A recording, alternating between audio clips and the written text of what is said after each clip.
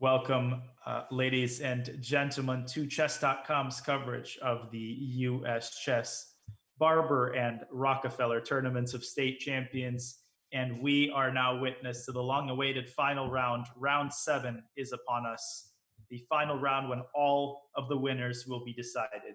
And we remind you that there is a lot more than just honor on the line, although there's a whole lot of honor on the line too. There are very serious financial prizes that these competitors are duking it out for. And in front of you, we see one of the top games right now going on in the Rockefeller. There is a big logjam at the top in the Rockefeller. That is the elementary school championship, K through 5. I believe that there are at the very least 4 players right now with 4 out of 6 points. So everything will be decided in the final round. And here we see Brewington Hardaway National Master with the white pieces. And he's facing off against Brian G. We have an accelerated dragon, bishop e2 line. And let me tell you, because there is such a logjam at the top, none of these players will be playing for a draw. There will be no grandmaster draws. There will be no sort of beating around the bush. They will go straight for the win with both colors. That's what I predict. So let's take a quick survey of the games, and let's take a look at what's going on in the top boards. We have Justin Shu and Andrew Ding. The games are just now getting started, so we don't yet see all of the top games from both tournaments. Right now, Brewington's game against Brian is the top game, I think, that has currently been started. And right in front of me, all of the games are getting started. Here we see Alexander Wang against Anjaneya Rao. Alexander taking his time on the first move. We remind you also that, this is the third game of the day for all of these competitors, and they must be exhausted because these are not blitz games. These are not rapid games. The time control is 70 minutes plus 10-second increments. So that is virtually speaking, a classical time control. They've already played 2 games, and now, of course, they have the highest pressure game upon them. It's grueling, it's exhausting, but at the same time, that's why we're all here. And that's why these tournaments are so fascinating. Whoever will remain on their feet, whoever will maintain their composure and draw upon that last reserve of energy, well, they will get rewarded. So as the games get started, I will be looking and trying to kind of keep to the top games in each section. I'm still waiting to be updated on the Barber standings, but I'll make sure that we keep an eye, principally speaking, on the top games. But we'll take a look at a lot of these players and a lot of these openings. What do we see here? We see Roshan Setram, I feel like the Rockefeller games are getting started first, and the Barber games, the middle school championship games, will be started after that. So let's, for now, just keep an eye on the developments in Brewington Hardaway's game against Brian G. That is the top board in the Rockefeller. Now we see an accelerated dragon here with this bishop e2 move. This is an old-fashioned move, which is considered to be relatively innocuous, precisely due to the move d5. That's generally why White's bishop belongs on c4. And Brian has very confidently executed this move. Now we're anticipating b takes c3. I don't think b takes c6. I don't think there's too much else that Black can do here. Perhaps this move. No, this is not a move because White takes on d8 and recaptures with the rook, simultaneously defending his knight. So Brian just making sure of that, and he's going to play b takes c6. And I assume this is some sort of old school theory because I feel like Brewington would be taking more time if it wasn't. Perhaps bishop d4 here, trying to exchange off Black's accelerated dragon bishop here would be a sensible choice. But we'll see how this develops. Now, Black has this slightly damaged pawn structure on the queen side. But of course, the flip side of that is he's got this b file. He's got this b file for his rook that will potentially skewer this pawn on b2. If the pawn moves to b3, well, then this knight on c3 is going to lose its support. So definitely, I like Black's position here in the early going, although 10 moves in, it's way too early to tell anything at all. So let's tour some of the games. I'm going to attempt to find out what the count names of the top boards, the other top boards, the 4-point boards in the Rockefeller are, and we will take a look at them when those games get started. So on board 2, we have Chess Wizard 112. That's Kevin. So let me look him up and see if we can pull up his game. Chess Wizard 112 against Chess Logic. And this is the board 2 game in the Rockefeller. We see Kevin Su against Alex Zhang. They also have 4 points apiece. And here we see Here we see a Caro-Kann defense, advanced line, the short variation. This is basically what's topical right now. And here we see basically a very, very typical unfolding of events. Black has closed off the center. And what he's doing is essentially going right after white's queen side. He wants to play a5, b4. He wants to apply serious pressure on white's c3 pawn. However, he has given up the two bishops. And he has given up the two bishops, and white has potentially a chance to perhaps push f4, f5. So white might be considering moving his knight away from f3 and then really quickly running that f-pawn down the board before black has a chance to react. So I'm just making sure that the Barber games have started, because I don't, the games have not yet appeared on my screen, but we will take a look as soon as they do. And here we see, okay, so knight d2 played. That's basically what I think Kevin is doing. He's going to play f4. He's going to play f4, and he's going to try to run this pawn up to f5, attacking the base of the pawn chain. This pawn on e6 could be piled up on with a move such as bishop g4 as well. So, you know, essentially, yeah, and there we go. So black has this choice here. Does he play f5 and try to lock things up, or does he allow f5 and, you know, try to build up some sort of a defense there? My guess is f5 here might be a good idea, but we'll see what kind of decision Alex Zhang is going to make here. Now, let me check the third board. We have Potzer Nation. I'm not sure that Jacob Chang is a Potzer. I don't believe he is, but, you know, modest account name. But Jacob, of course, 4 points out of 6. He's tied for first. And Havish, the final player with 4 points. There's 6 people with 4 out of 6. And I see some of the games getting started right now. So as we speak, I think some of the Barber games are getting started as well. We see the top board, Christopher Yu, international master, facing off against Avi Kaplan. This is going to be a fascinating encounter. We all know and love Christopher. Of course, he is a name that has been around for several years now. Okay, so knight c3 is, and we have a knight off defense. So let's see what's going on. One moment. And we have a bishop g5.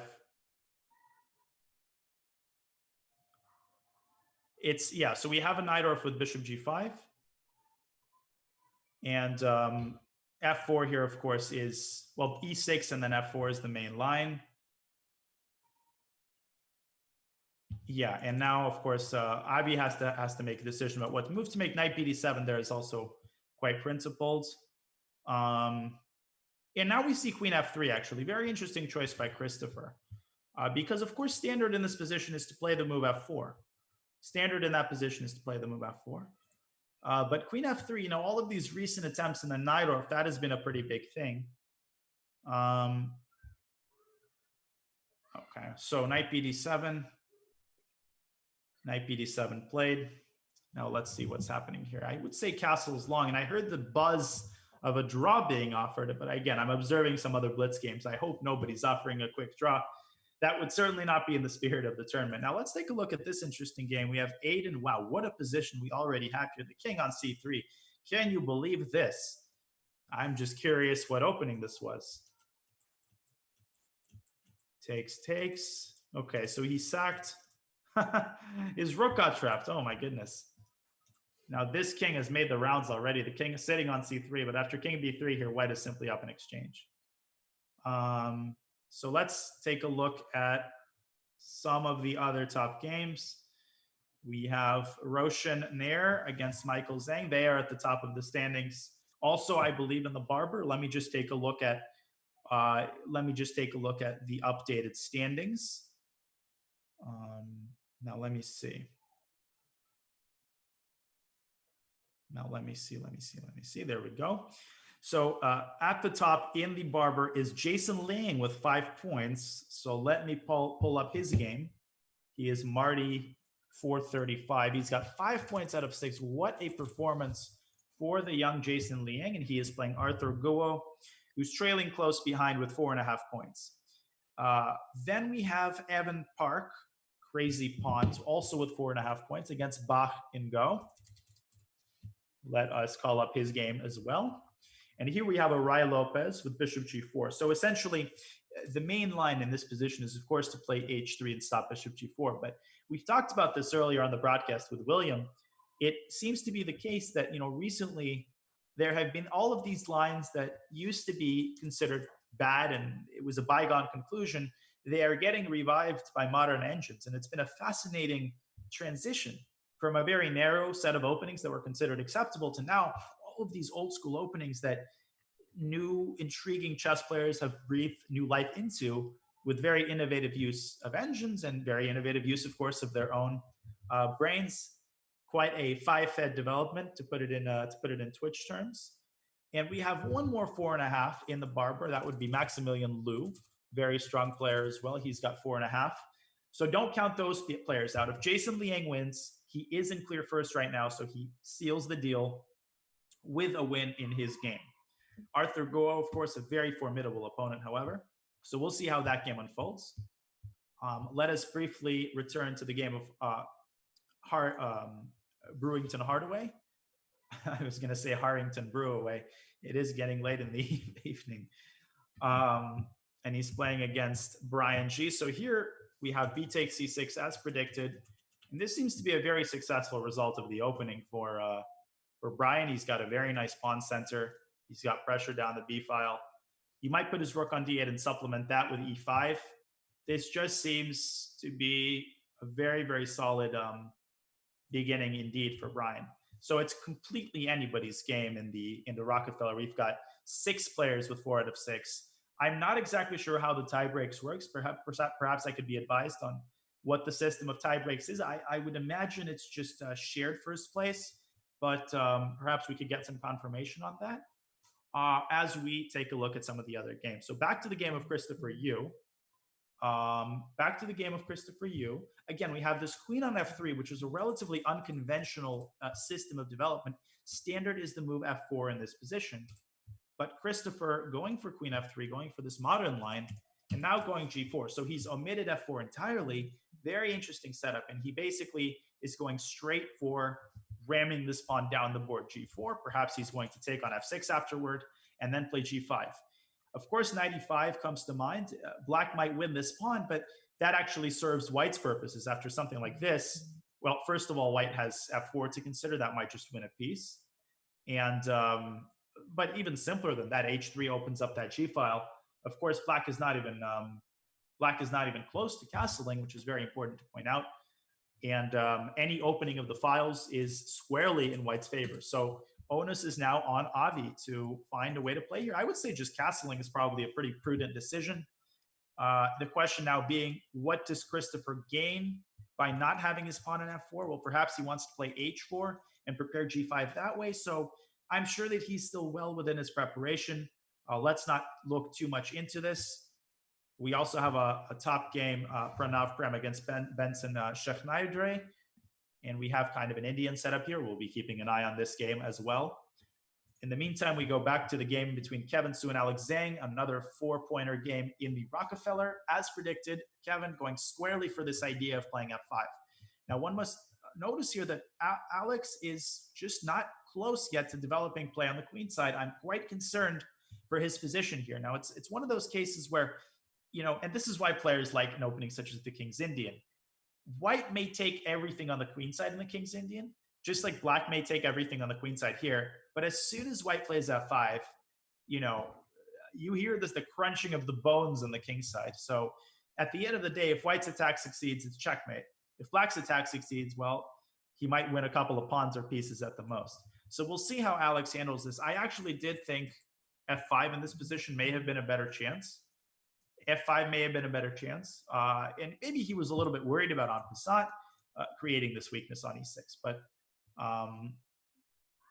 he decided to allow g4, so maybe he sees something. Maybe he sees something there. Okay, so anyways, he allowed g4. And now he's trying to think of a way. Maybe he still goes f5. But already if you go f5 here, white can play g takes f5. And now rook takes f5 runs into bishop g4, basically pinning the rook to the pawn. This is disastrous for black. I'm definitely liking Kevin's position here. 100%. I think his idea of quickly pushing g4 and f4 was very, very strong. Now let's take a look at some of the other top games. Here we have Havish against Jacob, the third 4-pointer game in the Rockefeller.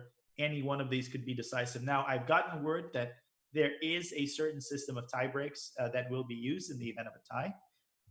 Perhaps during the next break, I will reach an understanding of exactly what that system of tie break entails, and we will be sure to update you well before the round ends on how tie breaks will be decided.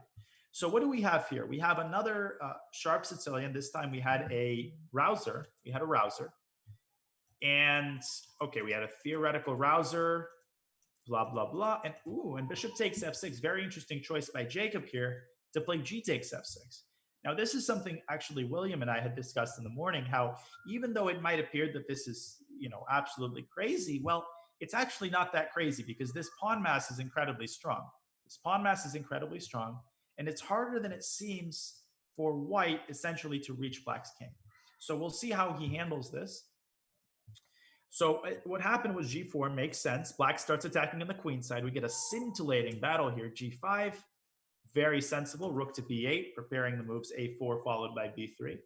All cash prizes, we are getting word, will be divided equally without tie breaks. If there is a tie, the scholarship will be awarded to the highest finisher based on tie breaks. Now, embarrassingly, I am not too up to date on my Salkov tie breaks. I haven't read the latest manual of Salkov tie breaks, so there is a tiebreak system to determine specifically the scholarship, which of course makes sense. The cash prizes, however, we got clarification, will be split. Now, what do we have here? Once again, white is 2 moves away from perhaps delivering checkmate, I would say. Wow, you already got some decisive games. Black can try to play b3. He has a very small window of opportunity. So something like rook c8 comes to mind. That threatens knight takes d4. And what should white do here? Maybe white should play knight takes c6 and just play h5.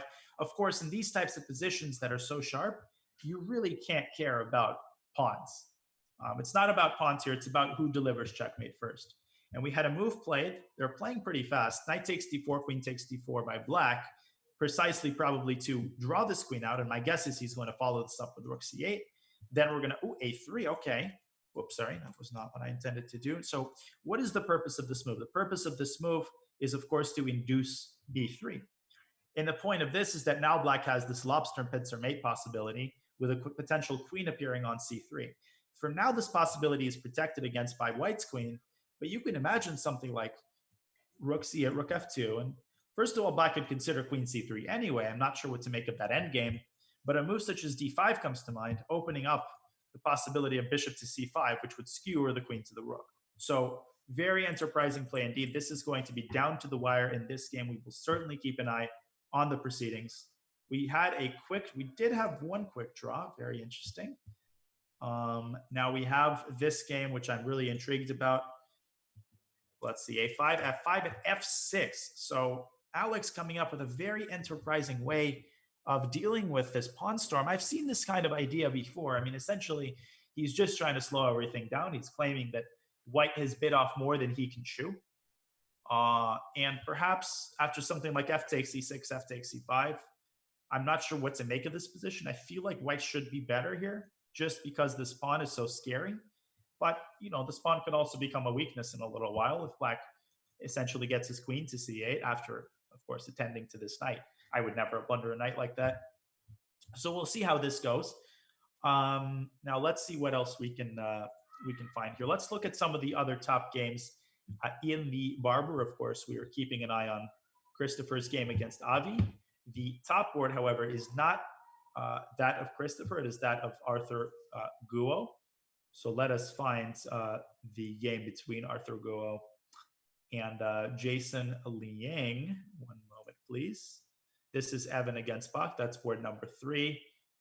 I'm just looking for, I've slipped my mind what Arthur's handle is. So let me just check that for a second and we'll transition over to that game. Let's see. Just trying to find it because that is the top game. There we go. He's Marty 435. How could I forget? Marty 435, such an original, easy to remember handle. against Arthur Goa. So, by the way, notice Jason's rating. That doesn't tell the whole story because this is chess.com rating. And we have a very interesting line here. So we have an English, but it's not a positional line. It's a very tactical line. We have kind of a Zucker-Tort system where White is not really committing to a particular system of development. He's delaying the development of this bishop. He's delaying the move d4. And he's doing that in order to keep this diagonal open for this bishop. So one kind of hyper-modern system of development here. I'm not saying that this is necessarily a good idea. d4 is standard here. But White can consider playing bishop to d3 immediately. And it seems very awkward to kind of keep this pawn on d2 like that. But the reality is I've seen people do something like this before, and then something like a quick g4. I think that's a little bit too crazy here. But just to give you a sense of, again, this new wave of originality in openings that for the longest time were considered to be well studied and well thought out. And now players are finding novelties left and right with the use of computers that are basically on the vanguard of technology as a whole. So we'll see how this develops. Arthur taking his time in this position, as he should. I'm thinking that he should probably go c5 to essentially induce d4. If he dilly-dallies for too long, he gives White more flexibility, and it's harder for Black, I think, to come up with a harmonious setup here. So let's see some of the other games. Let's circle back over to Brewington Hardaway's game against Brian Shee. Brewington trying to, well, get something brewing here on the queen side. Hilarious fun. I am, of course, the fun master, undisputed, totally undisputed. Since I have no co-commentator, I am, what is the expression? Something jury and executioner. Judge, jury, and execution. I think lock, stock, and barrel. All those like expressions with 3 words were getting stuck in my mind. So I am the undisputed pun master of this broadcast. A4 played by Brewington. I still like Ryan's position. I think that he might just develop his bishop to f5, potentially preparing a move such as d4. That kind of move could be very, very scary if White's not prepared to meet it. He could also consider playing e5 here, occupying the center with his pawns, and once again, potentially preparing d4. Then this bishop could come out to e6. Brewington might be looking to do something like b4, but that would then weaken the c3 pawn.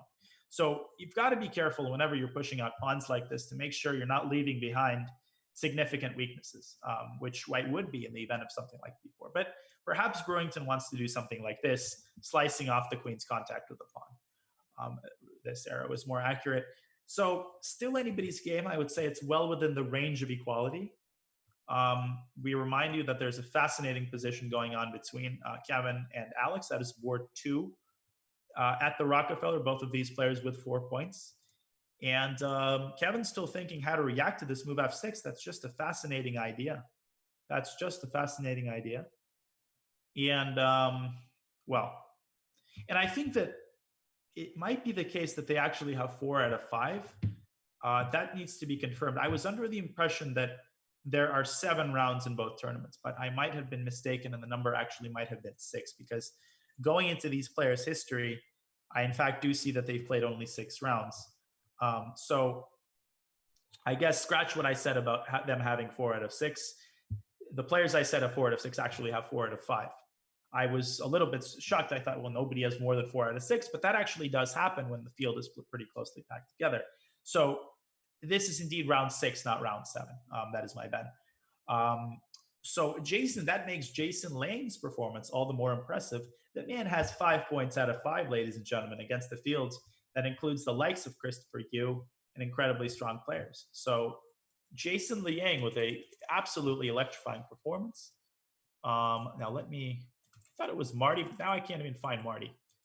Marty 456, I think. Marty, forgot it again. This is unbelievable. I keep forgetting Jason Liang's username. I have to look it up yet again. Can you believe it? I know it's Marty something, but I just don't remember in what order those numbers are. So let me take a look once again. I am failing you, ladies and gentlemen, by not remembering Jason Liang's username. Let me see here.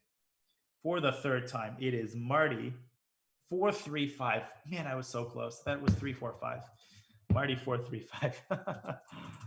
Now let's take a good look at his position. Marty 435. Okay, I'm not finding him. There we go. So still thinking is Arthur Goa, and he's got a lot to think about here, as we discussed. He's got to find kind of a harmonious setup for his pieces. Should he play c5? Should he refrain from c5? It's a little bit hard to say. I don't know. Perhaps he should just not overthink it and play bishop b7. We remind you, this is the last round. There's a lot on the line, potentially $2,000 on the line. You could win it all. You could win nothing. So I certainly don't envy these players, and they're real troopers for maintaining cold-bloodedness under pressure. I have so many stories, well, of choking, of course, and hands literally shaking as you're executing the move. Everybody's watching. All of these players have family, parents that are probably glued to the screen, and that makes the atmosphere electrifying, but it also makes it so full of pressure, and a lot of blunders happen simply because, at some point, not only are they exhausted, but the combination of fatigue and pressure is deadly indeed. But that's what we all signed up for. That's what they signed up for. And it wouldn't be poggers if it wouldn't be the last round of the Rockefeller and Barber Tournament of State Champions. These players have gone so far, but they just need to make one last push in order to win it all. So let's now take a look at some of the games we haven't been watching so closely. We have Evan Park against Bach and Go. That's, I think, the second board or the third board in the Barber. So Bach, as William pointed out earlier, a symphony of pieces here. That knight on d4, looking pretty good, and it's basically untouchable. The problem is if you try to take this knight, it's like something from Atomic Chess. You take one knight and everything around it kind of just blows up, because this d4 pawn becomes very weak, and you have to move the knight to the very awkward h2 square.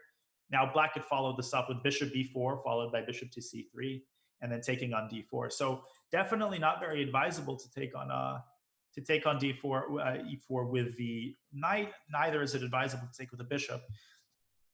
So Bach also potentially threatens a move such as bishop b4, which would increase the pressure on white's position as a whole. So really the question is, and ignore those arrows, the question is, how does Evan does he try to get this knight away from e4? A very funny line would be if he tries to go rook c1, x-raying the knight, he meets with a devastating knight c3, and the queen is trapped, checkmating the queen. And this is an example of exactly the kind of blunder that one could make.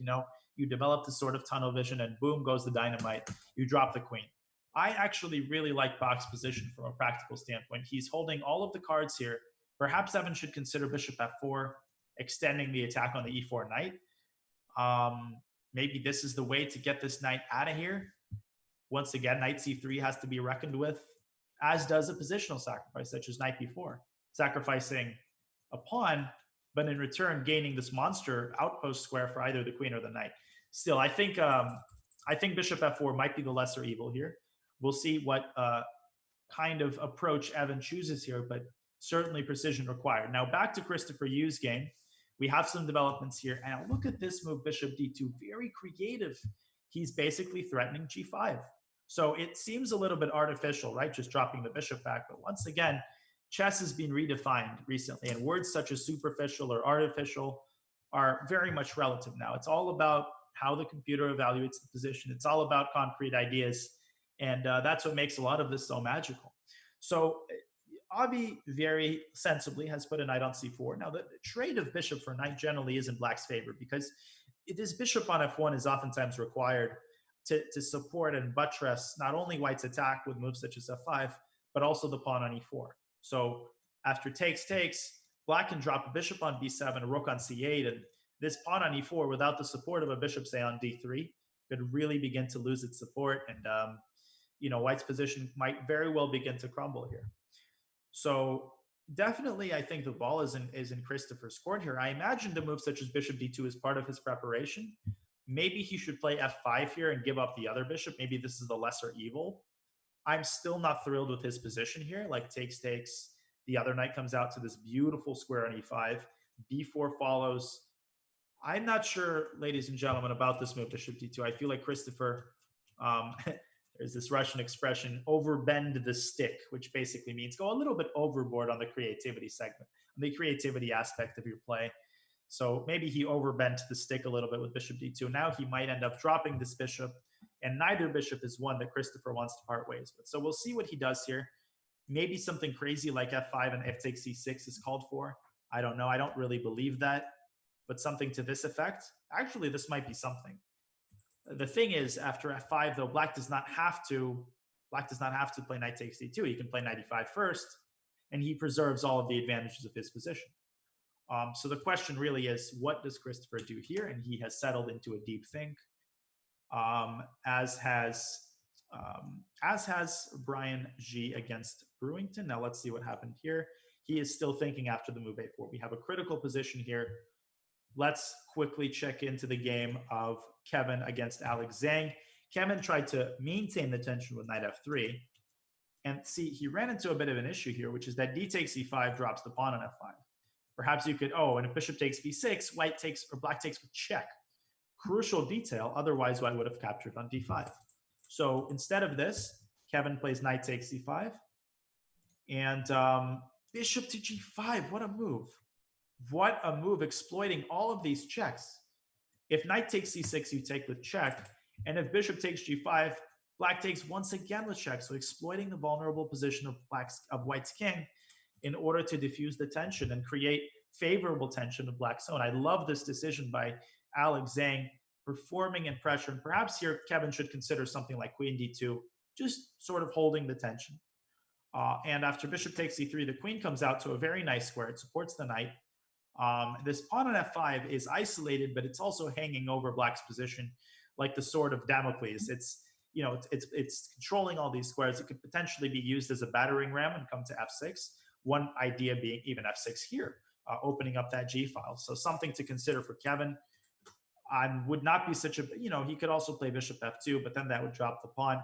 I think actually preserving that pawn on f5 is going to be the key for Kevin to succeed in his attack. And he has indeed played queen d2. Good on him to keep the tension. Both of these players, you can tell, just working their tails off, grinding in this last round of the Barber and Rockefeller Tournament of State Championships. And speaking of grinding, well, it's time for me to refill my coffee. And as these players enter early critical moments in their games, we will take a break for a few minutes and return to catch some more of this exciting action.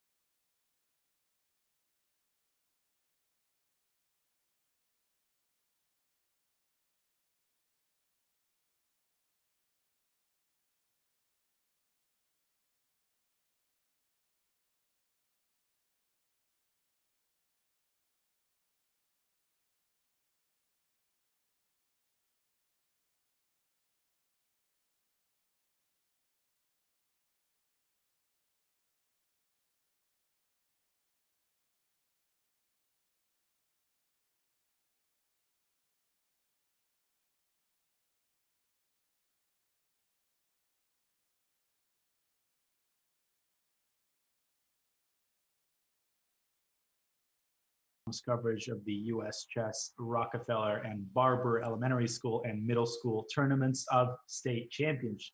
That was a mouthful. I think I got it all correct though.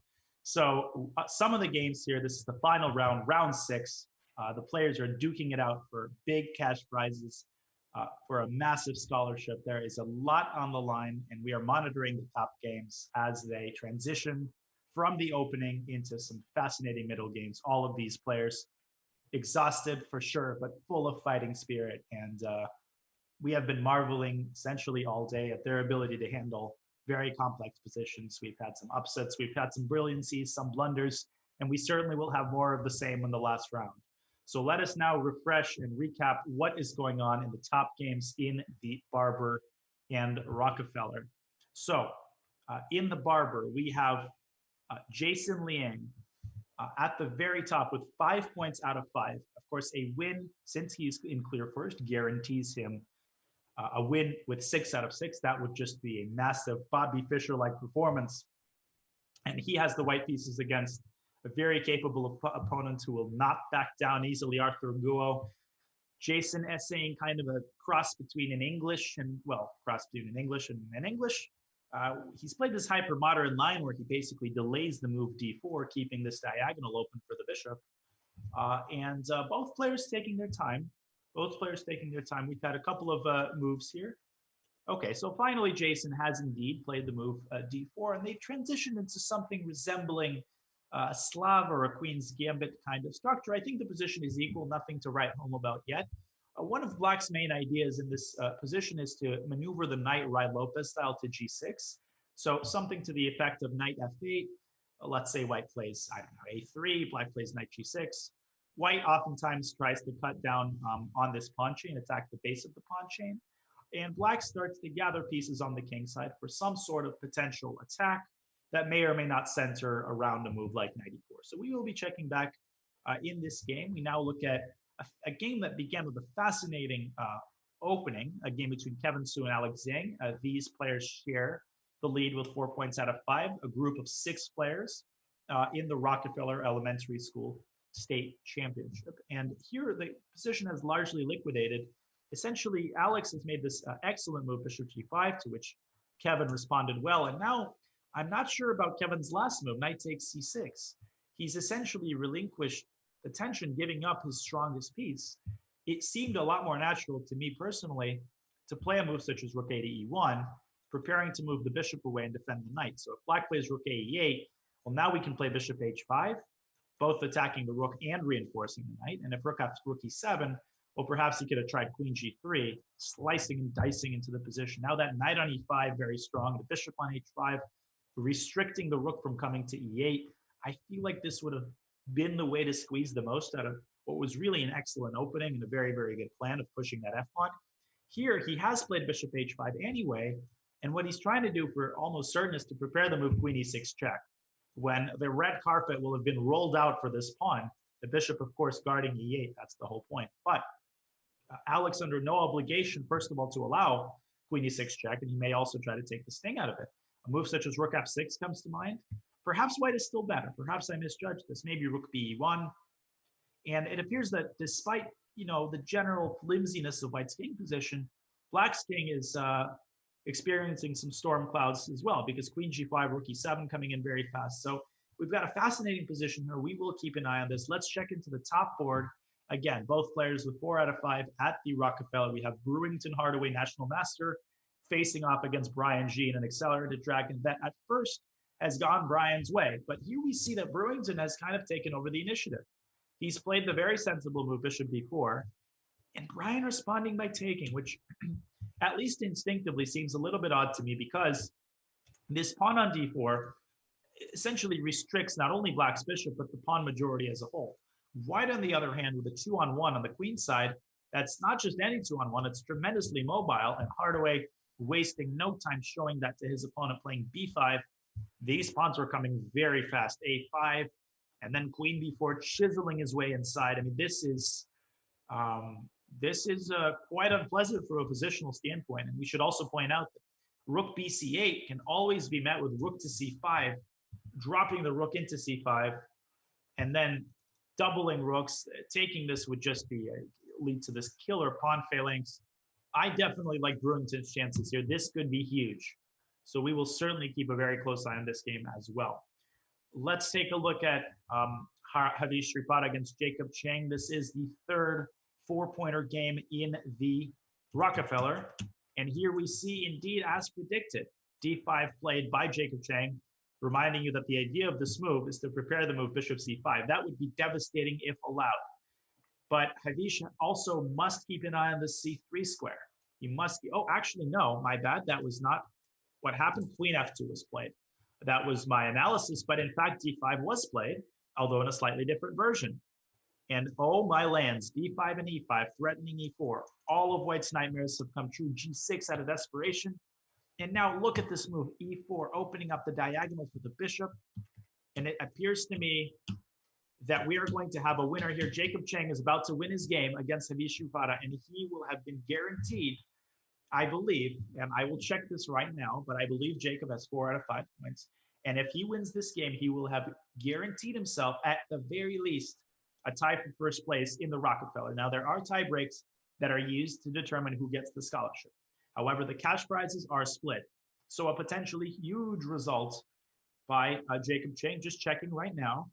And indeed, Jacob Chang has 4 points. But there is one very important clarification. Brian G has 4.5 points.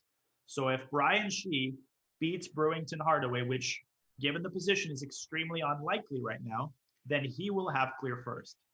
If Brewington wins, then Jacob, after he delivers the inevitable checkmate on f1, notice if White didn't have both pawns, that would be stalemate. So Queen f1 check is mate. Assuming that Brian does not win, and we know anything is possible, then Jacob will have guaranteed himself at least first place. But Brian Shee can still win and claim clear first. My bad on that little inaccuracy. Brian with 4.5 out of 5 points. He is currently in clear first, and he has the black pieces here against Brewington. And Brewington indeed taking a rook on c5. He's doubling on the c file. He's pushing that a pawn. He's bringing the queen in. This is extremely unpleasant. That was a big oversight, I think, positional oversight to play bishop takes d4, immobilizing Black's pawn majority and allowing White his own pawn majority that is just threatening to run all over Black's position. So we will see how this game develops. Let's now take a look at the game between Christopher Yu. Let me call up his game. I believe Christopher Yu is easy to find. And indeed, as we predicted, well, let's refresh actually. F5 was indeed played. And Avi, we thought maybe knight e5 would have been, well, I guess I thought knight e5, but I think nobody would disagree with me. It's a very sensible move. He's done something similar. He's played knight b6. And I suppose what he wants to say here is that perhaps this knight later on could shoot for a4. I don't know. I mean, knight e5 to me was a mighty tempting move just because of that placement.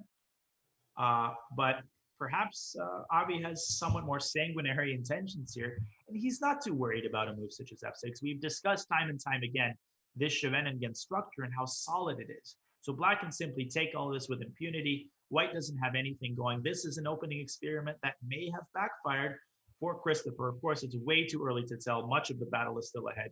And a move such as g6 must be what Christopher is considering here. He's got to act fast. Otherwise, man, this attack after b4 by Avi is going to come very, very fast indeed. So seems like Avi has gotten the better of the opening battle, and it is up to Christopher now to mount a little rally here to equalize the situation in the middle game. Now let's take a look at some of the other top games from the Barber.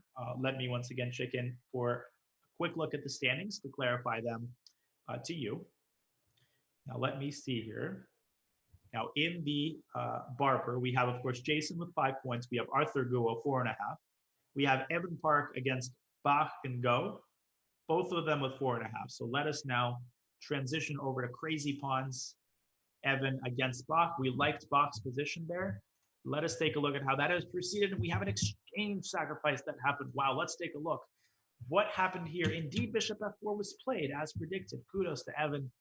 And boom, knight takes e4, sacrificing the exchange, a positional sacrifice. We've talked about how much better these young players have become in their positional understanding through the years. I would imagine that even 5-7 years ago, we would not have seen a move like knight takes e4. And now we see him play this with confidence. What does white have for the exchange? Now, I'm not convinced that white is better, but I'm still impressed that he went for the sacrifice. Of course, he's threatening checkmate. He's got these massive pawns on d4 and e5, and now he can just drop his bishop back to e3 and prepare something like d5. Now, of course, Bach has his own assets. He's up in exchange. The position is pretty open. He's got some potential open files for his rooks. And it's not immediately clear that white really has anything truly going on the king side. Now, one very important thing to point out, if after bishop e3, Bach tries h6, I believe that that may land on the foot of knight takes f7. Very unpleasant, nasty little tactic. This knight on g6 loses its support. And after king takes f7, queen f5 check, white picks off the knight with interest, with tremendous interest. Interest rate 30% right here. He is charging black an arm and a leg for use of the Evan Park Hotel. I don't know why I'm making a Monopoly reference, but hey, let's roll with it. So I actually, from a practical standpoint, really like Evan's position. Bishop e3 played. Now Bach's got to be very careful. h6 is a very tempting move that Bach has to resist. Now, it's not like he loses after h6, but man, oh man, is this looking unpleasant. e6, another thing to bear in mind. This rook could come out to c1 and pressure c7. Man, does this look unpleasant for Bach. We will see if he's able to pull himself together and mount a resistance here, but I really like Evan here. I really, really like Evan's position here. We will be joined by my illustrious co-commentator, National Master William Aramil, pretty soon. I think he will be joining us at some point. But for now, hope you guys are enjoying the coverage of the Rockefeller and Barber championship. And just to remind you, the Rockefeller Tournament of State Champions is K through 5. That is elementary school. And Barber is, of course, middle school. We are watching the final round, round 6, unfolding before our eyes, with the players duking it out for not only a $2,000 first prize and very, very generous second and third prizes, but a very coveted college scholarship. And that scholarship will not be split. So much on the line, so many players displaying fantastic performances, and we will see how this all ends as all of the games have now basically reached very interesting middle games. Let's check back in to the game of again, I was going to say Brewington Hardaway against Brian G. And well, we've seen Brewington expertly handle this position, putting a rook on c5, again, demonstrating tremendous positional understanding. Rook on c5, doubling rooks, patiently pressuring. Brian is also quite low on time. Brian is in clear first in the Rockefeller with 4.5 out of 5, but positionally speaking, he is in dire straits. Now, we've seen time and time again resilience of the first rate being shown by these players, so let's not count anyone out here. But really, this problem that Brian faces is that he has no counterplay on the other side of the board, and that really hurts him. He can't get e5 in, he can't really prepare anything, his king is too weak, so he basically has to sit and wait for Brewington to run him out of the gym along the C file. He's got to find some source of counterplay here. I don't see it. Brewington could follow this up with queen b4. He could follow it up with a5, and he just starts making inroads into black's position. So what I would do if I were Brian is perhaps just sit around and wait for a little bit and essentially wait for his chance. Sometimes it can be hard to deliver the crushing blow in these positions, and it can be easy to kind of let your opponent off the hook or let your opponent generate a source of counterplay. The key for Brian here is not to beat himself with something crazy like rook takes c5. We'll see how he handles the defensive task as this game begins to heat up. We have also some very interesting games that are not on the top boards. We see here Alexander Wang against Anjanaya Rao. We have a very unbalanced position. This came from a Sicilian dragon. Both kings now in dire straits here. So this is definitely something we will keep an eye on. Michael Zhang against Roshan Nair, very strong players in their own rights. We have an English defense here. Looks like Michael is applying tremendous pressure now on white's position, although maybe something like e3 just pushes black back. So also something to keep in mind. And surveying the games, we have Andrew Zhang making short work of this position. Rook takes c3. He's going to be up 2 pawns against Justin Zhu. I believe this is a Rockefeller game. And checking back in, look what happened. He played h6. Did Bach? Oh, no, did he or did he not? He did. He did. He played h6. He gave up the pawn on f7. That is exactly what happens. And maybe that is a sacrifice. Who knows? Maybe Bach said, you know, I'm going to get rid of white's knight at all costs, but it seems to me that that may indeed have been a blunder, because not only does white now have a dominant pawn center, but he has 2 pawns for the exchange. He's got threats of bishop takes h6. That is the idea of black's last move. He is trying to discourage that move. Well, he can simply take on d4. He can consider rook b6, but it appears to me, well, that Evan with a level-headed move such as, well, maybe knight e6, that's not very level-headed, but perhaps a move such as rook c1, this rook comes over to c5. He is holding all the cards here. Big time chances now for Evan Park to score big in the Barber, and everything really depends on the game of Jason Liang, to whose game we will now return. Marty 435. I will never forget his handle again. And indeed, we see the move rook c8. Okay, so Arthur Goa lending further support to this pawn on c6. And after bishop f1, queen e7, we see g3 by Jason Liang, a very sensible maneuver, getting the bishop around to h3. Perhaps he can get the knight to h4. And we see a very interesting dynamic here where it's almost like both sides might be attacking on the same side of the board. I really like this idea. The one downside is that it slightly weakens the king side as a whole. The knight on f3 loses its support. And in consonance with that, I would consider a move such as c5. You're trying to throw some more oil into the fire, because the position remaining closed, I feel like, is favoring white. Now, of course, this is a double-sided sword. Bishop h3 is possible. And, you know, if white takes on c5 here, well, then this pawn on d5 could become very tender. So I'm not sure if this is foolish or wise. Well, one can say that of most things that one does in life, but g6 decided upon by Arthur Goa. He's bringing the f5 square under control. So he's taking the sting out of the idea of knight h4, knight f5. Jason, you know, either bishop g2 or bishop h3 is what we would expect. Maybe bishop g2 is a somewhat more level-headed move. The point is, if black does play c5 now, well, then white can take, and he's very well equipped to deal with the weakening of the d5 square with something like knight h4. So we're going to see how this game unfolds. Once again, I remind you, Jason Liang with just an amazing performance in the Barber. He's got 5 points. Oh, no, he doesn't have 5 points. What am I saying? He drew twice. He drew twice. I swear I saw 5 out of 5, but I suppose I misread. Sorry, these standings are just not the easiest to read, so I'm making some mistakes. I was under the impression that Jason has 5 and 5. Let me check back into the standings. My apologies, ladies and gentlemen. I seem to be confusing things. No, it does indeed say Jason has 5 points. But I see that he made 2 draws. Well, we will clarify that. But anyways, so we will operate under the assumption right now that Jason does indeed have 5 points, but perhaps some clarification on that front would be good. So for the time being, we are going to assume, even if he has 4, obviously that is still a crucial game. Okay, so yeah. Anyways, so we will operate under that assumption. I believe the standings have been confirmed. Now let's take a look at some of the other games. Let's take a look back at the game of Christopher Yu against Avi Kaplan, a game in which black has developed tremendous pressure on Christopher's position. And I believe Christopher's position, you know, like a 1930s house, it's creaking, it's squeaking, it's making all manner of noise.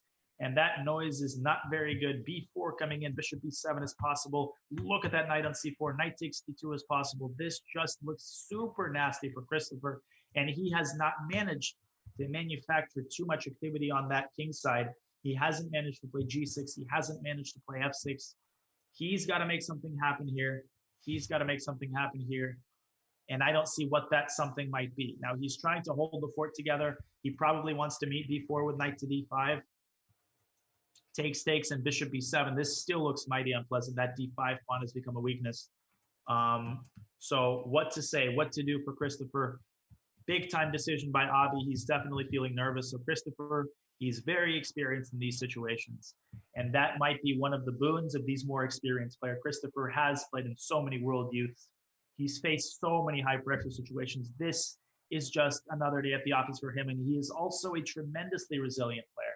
So we'll see how Christopher manages to handle the situation here as we check back into the game of Hartington. I've done it for the 3rd time, ladies and gentlemen. You know the expression, shame, fool me once, shame on you.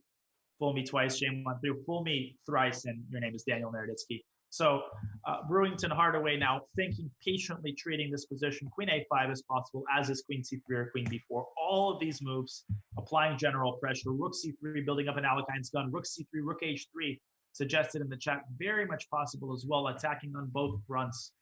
Man, oh man, is this unpleasant for black. So we will keep an eye on Brewington Hardaway as he decides how to handle this position. Let us check back into the game of Evan Park against Bach Go with a very unpleasant development for black. Evan circling around with his queen, chiseling his way into black's position. Rook c1 is possible here, as is something like e6.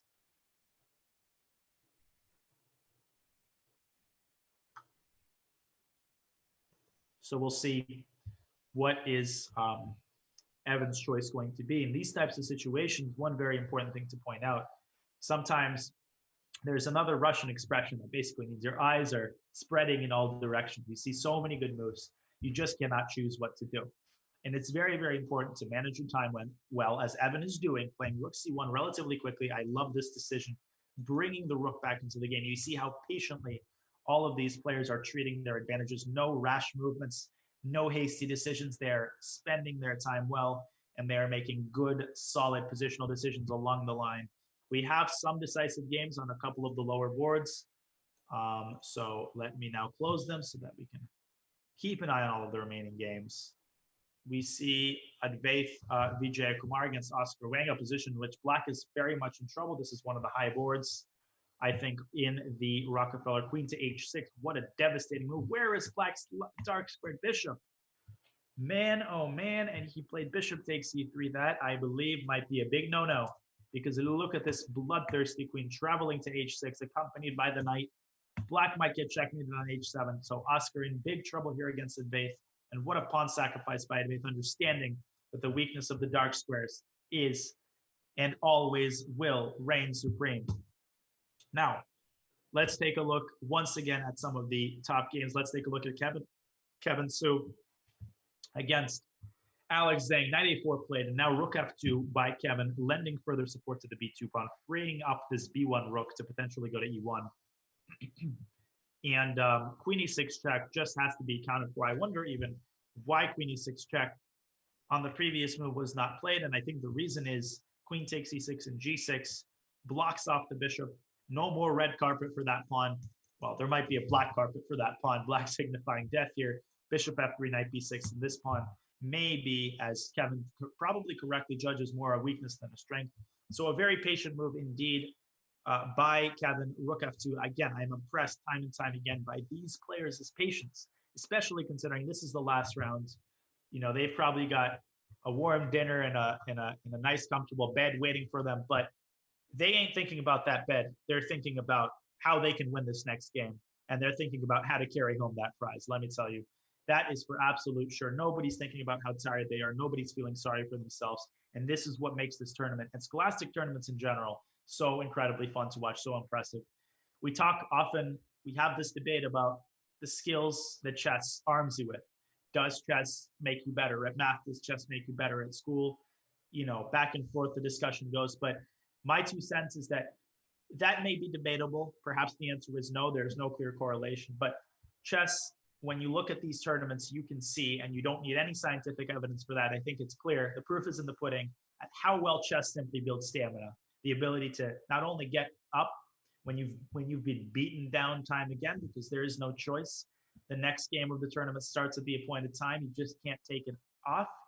And of course, chess teaches you how to survive under pressure and just how to display this ironclad stamina when your brain threatens to switch off and your body feels racked with exhaustion, and yet you have one more game to play and there's so much on the line. So we just see that shine through here. And I think a case could very much be made just on the basis of this tournament as to why kids should just learn chess.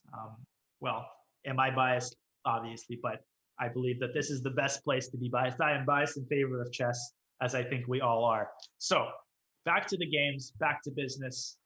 And we see, whoa, what a decision by Brewington to go into an endgame. Now let's take a look at what happened here. A very committal decision. Aha. So he traded queens. Queen a5 played indeed. And what a move by Brian, rook to c8. A devilish resource by Brian, forcing the trade of rooks. Now, I'm not sure that is necessarily good for black, but I do believe, at least instinctively, that might have been a little bit too committal by Brewington. Now, the reason he can't, well, he could take, but rook c1 forces white to give up the bishop, and black collects the pawn as well. This is, now let's take a look. Rook takes c8 is therefore essentially, for all intents and purposes, forced king e1. Now, what is white's idea here and what is black's idea? Well, white's idea is very clear. He is inching his king toward b4, and he's going to accompany that by playing a5. Black must now muster up some sort of counterplay in the center.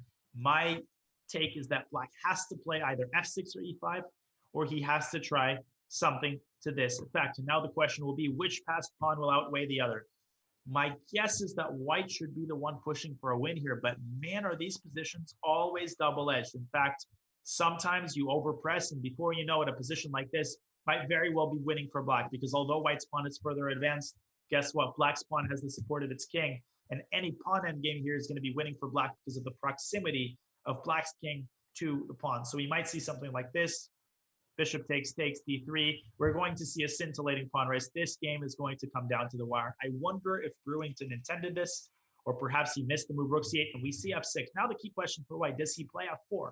Does he play f4 and trade off an additional pair of pawns? He's not going to be able to stop e5 permanently. Well, the question has just been answered. He has played f4. Now, very important for Brian to avoid e5. He does. He goes king b6. He's essentially going to pre-move the move e5.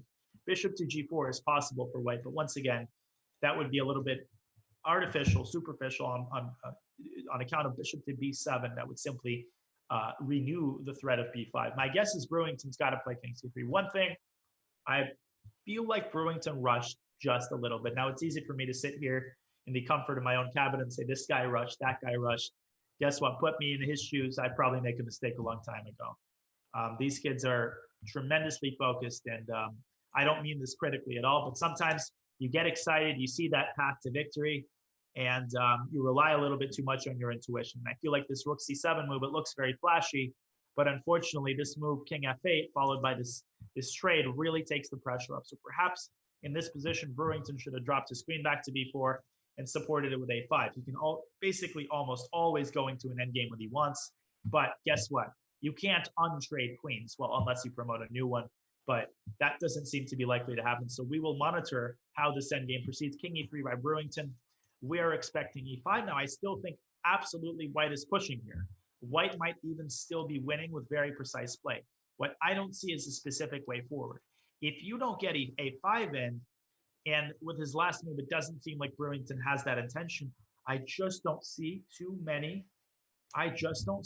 other ways to make inroads into black's position. And if Brian draws this game, we remind you that he is in clear first place. He's got 4.5 out of 5 points. If he draws, he guarantees himself at the very least a tie for first. And my guess is his tie breaks are probably good because he, of course, was leading the tournament before this round. This is the other 4-point game, and we will keep an eye on its unfolding. And finally, we remind you that we already had a resultative game with black winning that game. I'll remind you of that name in a second. So everything hinges on Brian's game. If Brian somehow wins that game, well, of course, he wins the tournament. So we'll keep an eye on this. Let's check back into the game of Jason Liang, which, of course, has been heating up for quite a while now. Marty against Arthur Goa, and let's take a look at what's happened in that game. Now, bishop g2, knight h5 indeed has been played. Knight e2, rook c7, and knight to f4, transferring the bishop, and Roshan beating Nate Ziegler. Congratulations to Roshan. And we see here the knight getting transferred to f4. What an interesting positional decision by white. Now, if knight takes f4, it might seem very weird what white is doing. He has to kind of cripple his pawn structure. But he gets the c5 square for his knight. He gets the e-file for his rook. I actually really like that decision by Jason. And most importantly, he's facing Arthur with a decision. Arthur is the one who must decide the course of the game. And from a purely practical standpoint, making decisions, well, guess what? They take time. And taking time is, in a time control of 70 minutes, that might not be the best idea. So a very savvy, very astute, practical decision, I think, undertaken by Jason. who is maintaining ironclad composure under tremendous pressure, thousands of dollars quite literally here, as well as a scholarship. So quite a bit more than that on the line. And here he is making very sound positional decisions, facing Arthur Guo with a very important choice. Perhaps simply knight f6 is a better idea. This knight on f4 then could travel to d3, and perhaps after that to e5. So I still think the position is, probably within the bounds of equality. But we're going to see how this is handled by Arthur. This game is still yet to heat up. They're still circling each other around like bloodthirsty hawks, or some sort of land animal, kind of trying to perceive what the weaknesses are in each other's armor. I always like these stages of the game because you can see the effort that goes into every single move, even though the position might be closed and we might dismiss it as somewhat boring. Well, guess what? The players don't think of the position as boring. They are grinding and working to make every single move as accurately as possible. Now, let's take a look at some of the games that have heated up. Let's see how Christopher Yu is faring in his attempt to salvage what was a very much failed opening experiment. And indeed, we have this transformation with the pawn appearing on d5, and Avi continuing his attack with a move a5. Now, Avi's idea here, very straightforward. He wants to ideally play a4, a3, and induce the weakness on b2. Now, he's got to be careful because the move a4 might meet with bishop takes b4. There is knight e3 in that position, but one of the things we got to be very careful about here is to do something where we grab the material and we don't realize that you yield a lot of compensation. One thing I'm wondering about, f6 by Christopher looks kind of like a no-brainer, and indeed he has made a move, and it is indeed f6. And he is trying his best to cook up as much complication as possible. He's trying to cook up play on the king side. He is late in doing so, but you know what they say, better late than never. G takes f6, G takes f6, bishop f8 is what I expect. Perhaps the bishop can then reroute itself to h6, but this pawn on f6, definitely a splinter, definitely kind of a, some sort of a source of play. Perhaps if Christopher could get a knight to f5 via g3, that would be a sensible idea. To be honest, I'm not sure about what Avi has done in the last couple of moves. This move b4, as tempting as it was, perhaps it was a better idea to play rook c8 and reinforce the pressure. The expression, the threat is stronger than its execution. Well, maybe b4 was a tad bit rash. I'm not sure. f6 is definitely the best move. Christopher trying his best to cook up complications, to make this game complex, to distract Black's attention from the attack on the queen side. And we will, of course, be keeping a very close eye on this game. We have a lot of resultative games here. We have Liu Kie beating Kevin Zhao, and I will read off where these standings are as they get updated. Of course, we are focusing this final round on the crucial games, on the tournament deciding games. We have Alexander playing a superb game against, and a blunder again by Anjanea Rao, blundering the knight. And here we just see exhaustion, fatigue. These players, they're young, they're full of energy, but hey, 3 games in, totally understandable. Anjanea blundering a pawn, blundering a knight, and graciously resigning her game. Congratulations to Alexander on a successful end to the tournament. We also see Andrew, as predicted, carrying that endgame home against Justin Zhu, playing a very nice theoretical endgame here, out-shouldering White's king, winning the pawn, and taking this home to victory. And we are left basically with all of the top games. Seatbelts, ladies and gentlemen, fasten seatbelts, mandatory. We are going into the final stretch, and f5 by Brian. What a committal decision by him. And Brian, and what a move. Now, Brian, what he's determined here, if he can get h5 and he wants to build a fortress. And what he's saying is that even if Brewington gets his pawn to a5, Brian just brushes it off like a gnat on his shoulder, bishop to c8. And he says, you can't get me. I've got a fortress going. And indeed he does. He's got a fortress going. So Brewington has to consider the move h5 here. Maybe that makes just enough inroads into Black's position, although I doubt it. And we will definitely be monitoring this game and others. And we will now go on a very, very short break. I will take a couple of sips of my coffee, let these players ponder over their critical decisions as we see h5 played. We will look at this game and the others when we return in just a few minutes. Stay tuned.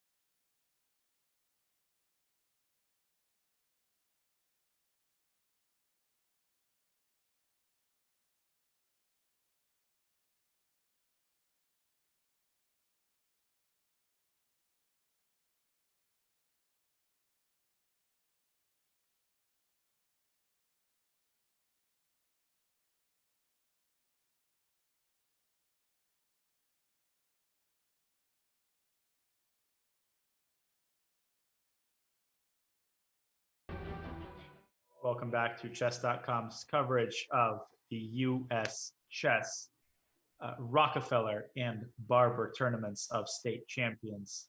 Of course, the Rockefeller being the K through 5 and the Barber being the middle school tournament of state champions. And we are right in the heat of the battles here. This is the final round. This is round 6. This is when the players are duking it out for massive prizes and for highly coveted scholarships. And we basically have all of the key games still ongoing. One of the key games, of course, the one between Brewington, Hardaway, and Brian G. Brian G with a clear lead of the Rockefeller with 4.5 out of 5. But it appears that he has just perhaps committed a relatively big endgame error. Now, what has he done?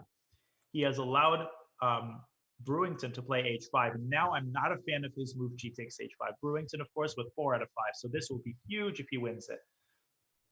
And what Brewington is doing is he's coming around to h4. We actually have a fascinating endgame here. And the idea is this. If Black approaches the g6 pawn with his own king, well, first of all, there's this idea of breaking through with a5 that Black constantly has to keep an eye on. Second of all, there's this move bishop e2, and Brewington picks off the pawn. And then he basically runs around to c6 with his bishop, and he uses this king on h4 in order to keep Black's king chained essentially to the wall. So we'll have a position like this. Black is hanging by a thread. Perhaps it still is a draw, but Brian is now running short of time, and this is just not an easy position to detect the subtleties of with so little time on the clock. So we are going to see how Brian handles this monumental task of defending this endgame. Let's see how the third board is doing, second board rather, Kevin Su against Alex Zhang, both of these in the Rockefeller with 4 out of 5. Well, it appears that Kevin, he's had a wire-to-wire initiative, and he still has not let that go. Very deftly maneuvering his pieces hither and thither, attacking Black's weaknesses, whatever they may be, and here attacking the pawn on d5, and intending, of course, this intermediate move if Alex is to take his queen. And once this pawn falls, well, so does Black's whole position collapse because of that pawn on d4 being passed and extra, so definitely not something Alex can allow. And a move such as rook d6 is perhaps met with something to the effect of queen to e5, attacking pawn on d5, and then Alex might have to withdraw his knight to b6 in order to lend further support to that pawn. But now something like rook g2 and g7 is under pressure. This just seems, at least from a practical angle, to be extremely good and very, very promising indeed for Kevin. Now, queen takes h6, g takes h6, rook e5, also something to be considered. I'm not sure the endgame is the best that white can do, but this is definitely a backup option that exists for Kevin. We check briefly into Christopher Yu's game. Well, he is still thinking for methods of starting something on the king side. Christopher not having the best event. He has 3.5 out of 5 after a painful loss in the last round, but he is certainly looking perhaps to get into a shared third or something like that with a win. So not all has been lost. We compliment these players just for their ability to to keep going, to keep their legs churning, even in the face of some very, very painful losses. They sit down and they play their hearts out in the next game, which is amazing to see. Now, let's switch to the pivotal game in the Barber, which is Jason Liang, FIDE Master against International Master Arthur Guo. And this is a game that will decide the fate of the tournament because Jason Liang, I remind you, has 5 points out of 5. Fantastic performance this tournament by Jason, and he is definitely in the driver's seat once again against Arthur. What comes to mind here is the move f5. He's opened up that e-file with a very unique idea. He's forced this move f6, very awkward move, but, well, Arthur has to defend that e5 square so White's knight doesn't land there.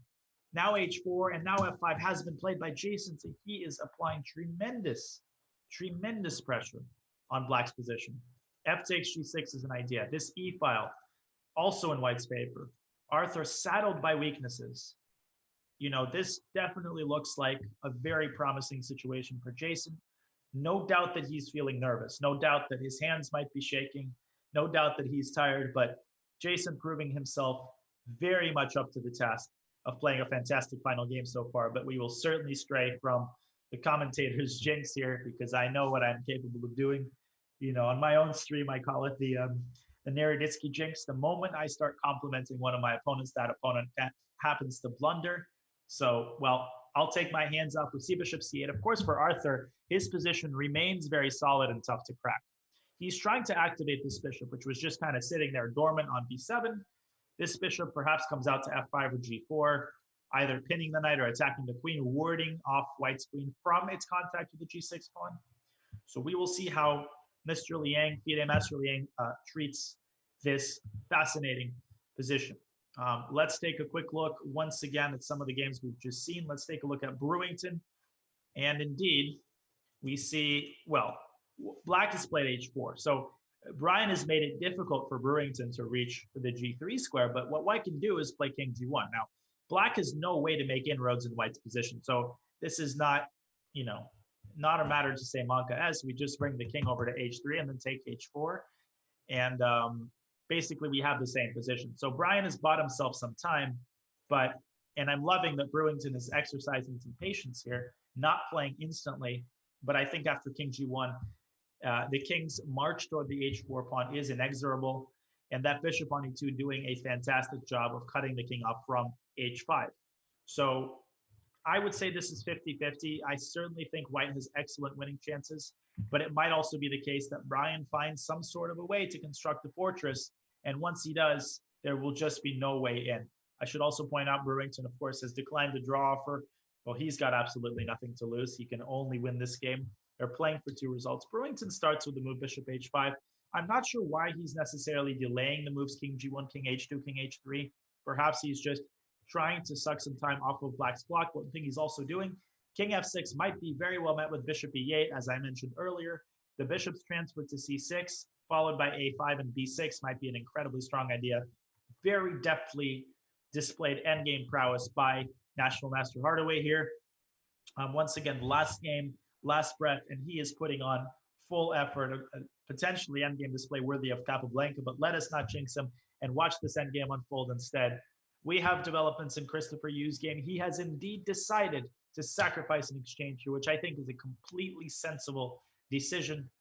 Essentially, he's giving up the exchange for tremendous activity, piece activity. This knight can still jump out to f5. This bishop can deliver an intermediate check to b5. I think that Avi, I beg your pardon, has committed a bit of a misjudgment here by giving Christopher the chance to jump out onto the initiative. We thank Chess Dojo Live for the raid. Welcome, folks. This is, of course, the final round, chess.com's coverage of the U.S. Chess Rockefeller and Barber Tournament of State Champions. We are watching the last round, so absolutely do not go anywhere. We appreciate the raid. So I'd be thinking here about which rook to capture. Perhaps he even captures the pawn. Well, that would not be a good idea on account of bishop b5 check, followed by rook takes d5. So he's definitely trying to decide, well, which rook do I capture? I'm not sure that's a principally important decision. He has decided to capture the d rook, and he needs to get his pieces out. Now, first of all, Christopher has to consider whether or not he drops a check on b5. I'm not sure that that's actually a good thing, because the king might actually be safer, believe it or not, on d8 than on e8, because on e8, it is susceptible potentially to, let's say, a knight check on g7 or a knight check on d6. So leaving that king there might actually be a very prudent decision. So we'll see what Christopher does here. Let's check briefly into the game between Jason and Arthur. Jason has diffused, well, Arthur has succeeded in diffusing some of the tension by provoking f takes g6. However, he has been left with a bit of a tender pawn on g6. Now Jason has gotten control of the e-file. I feel like after rook e7, Arthur should not be much worse, if worse at all. I also feel like Jason is not playing with too much risk here, so a draw probably satisfies him. So a draw would essentially require one of the players with 4.5 points to win their game. Speaking of players with 4.5 points, the one with the most promise is National Master Evan Park. He is duking it out with Bach and Go, and they both have 4.5 points. The winner of this game will score a huge victory, and if Jason Liang does not win his game, then that person is very likely to be Evan Park. As he drives this endgame home to its conclusion, he will be a pawn up, but it's not just any pawn. Look at these pawns. Rook takes c7 reaches an endgame that I think is most probably winning for white. If Evan wins this game and Jason Liang draws, then it will all come down to the tiebreaker. The cash prizes are, it has been confirmed, split, but the scholarships are not, and the scholarships are decided via a certain tiebreak system. So we will keep you updated about what that system is and who is in front based on the results of this game. But for now, our seatbelt's still fastened. We are watching the show unfold here in round 6 of the Rockefeller and Barber Tournament of State Champions. What an amazing tournament. The cash prizes, just to clarify, are split. If 2 players have 5.5 out of 6, the cash prizes are split between first and second place. However, there is also college scholarships on the line. This is what makes these tournaments so fascinating. It has been a long time tradition of these tournaments to play not only for prizes, but for scholarships to prestigious universities with chess programs. And what an amazing idea it is. So those prizes, the scholarship prize, is not split. It is determined based on a tiebreak and a certain tiebreak system that I will spell out to you as these games come closer to their conclusion. So here what Bach is doing is he's trying to attack Black's pawns, but the move g4 here, I mean, look at this pawn failings, and then e6 comes, just building this amazing pawn chain. The rook can go behind the pawn with rook a7. This is definitely winning for white. But what Evan has to resist here is the temptation to play e6. This might look like it's winning after a check, but it is not. After rook f8, Black defends. So Evan, and I mentioned this before, all of these players, he might start with a check, but then king f7 stays in the game. Perhaps this is also winning, but I don't see a necessity in doing that. I think the simple g4 followed by e6 should do the trick. Evan, however, taking his time, he's got 35 minutes on the clock, very level-headed, and g4 has indeed been played. Evan is on the cusp of delivering a stunning positional victory to Bach, and we remind you that the key moment in this game, I really believe, was this move h6, which most probably was a blunder. Knight takes f7, missed by Bach. King f7 would have allowed queen f5 check. And the symphony of pieces here being played not by Bach, but by Evan this game. What an inspired effort it has been so far. I anticipate that he will carry this all the way home. So everything is hinging on the game between Jason Liang and Arthur Guo. This will be huge. This endgame is absolutely huge. Everything is on the line as we check back into the game of Brewington Hardaway.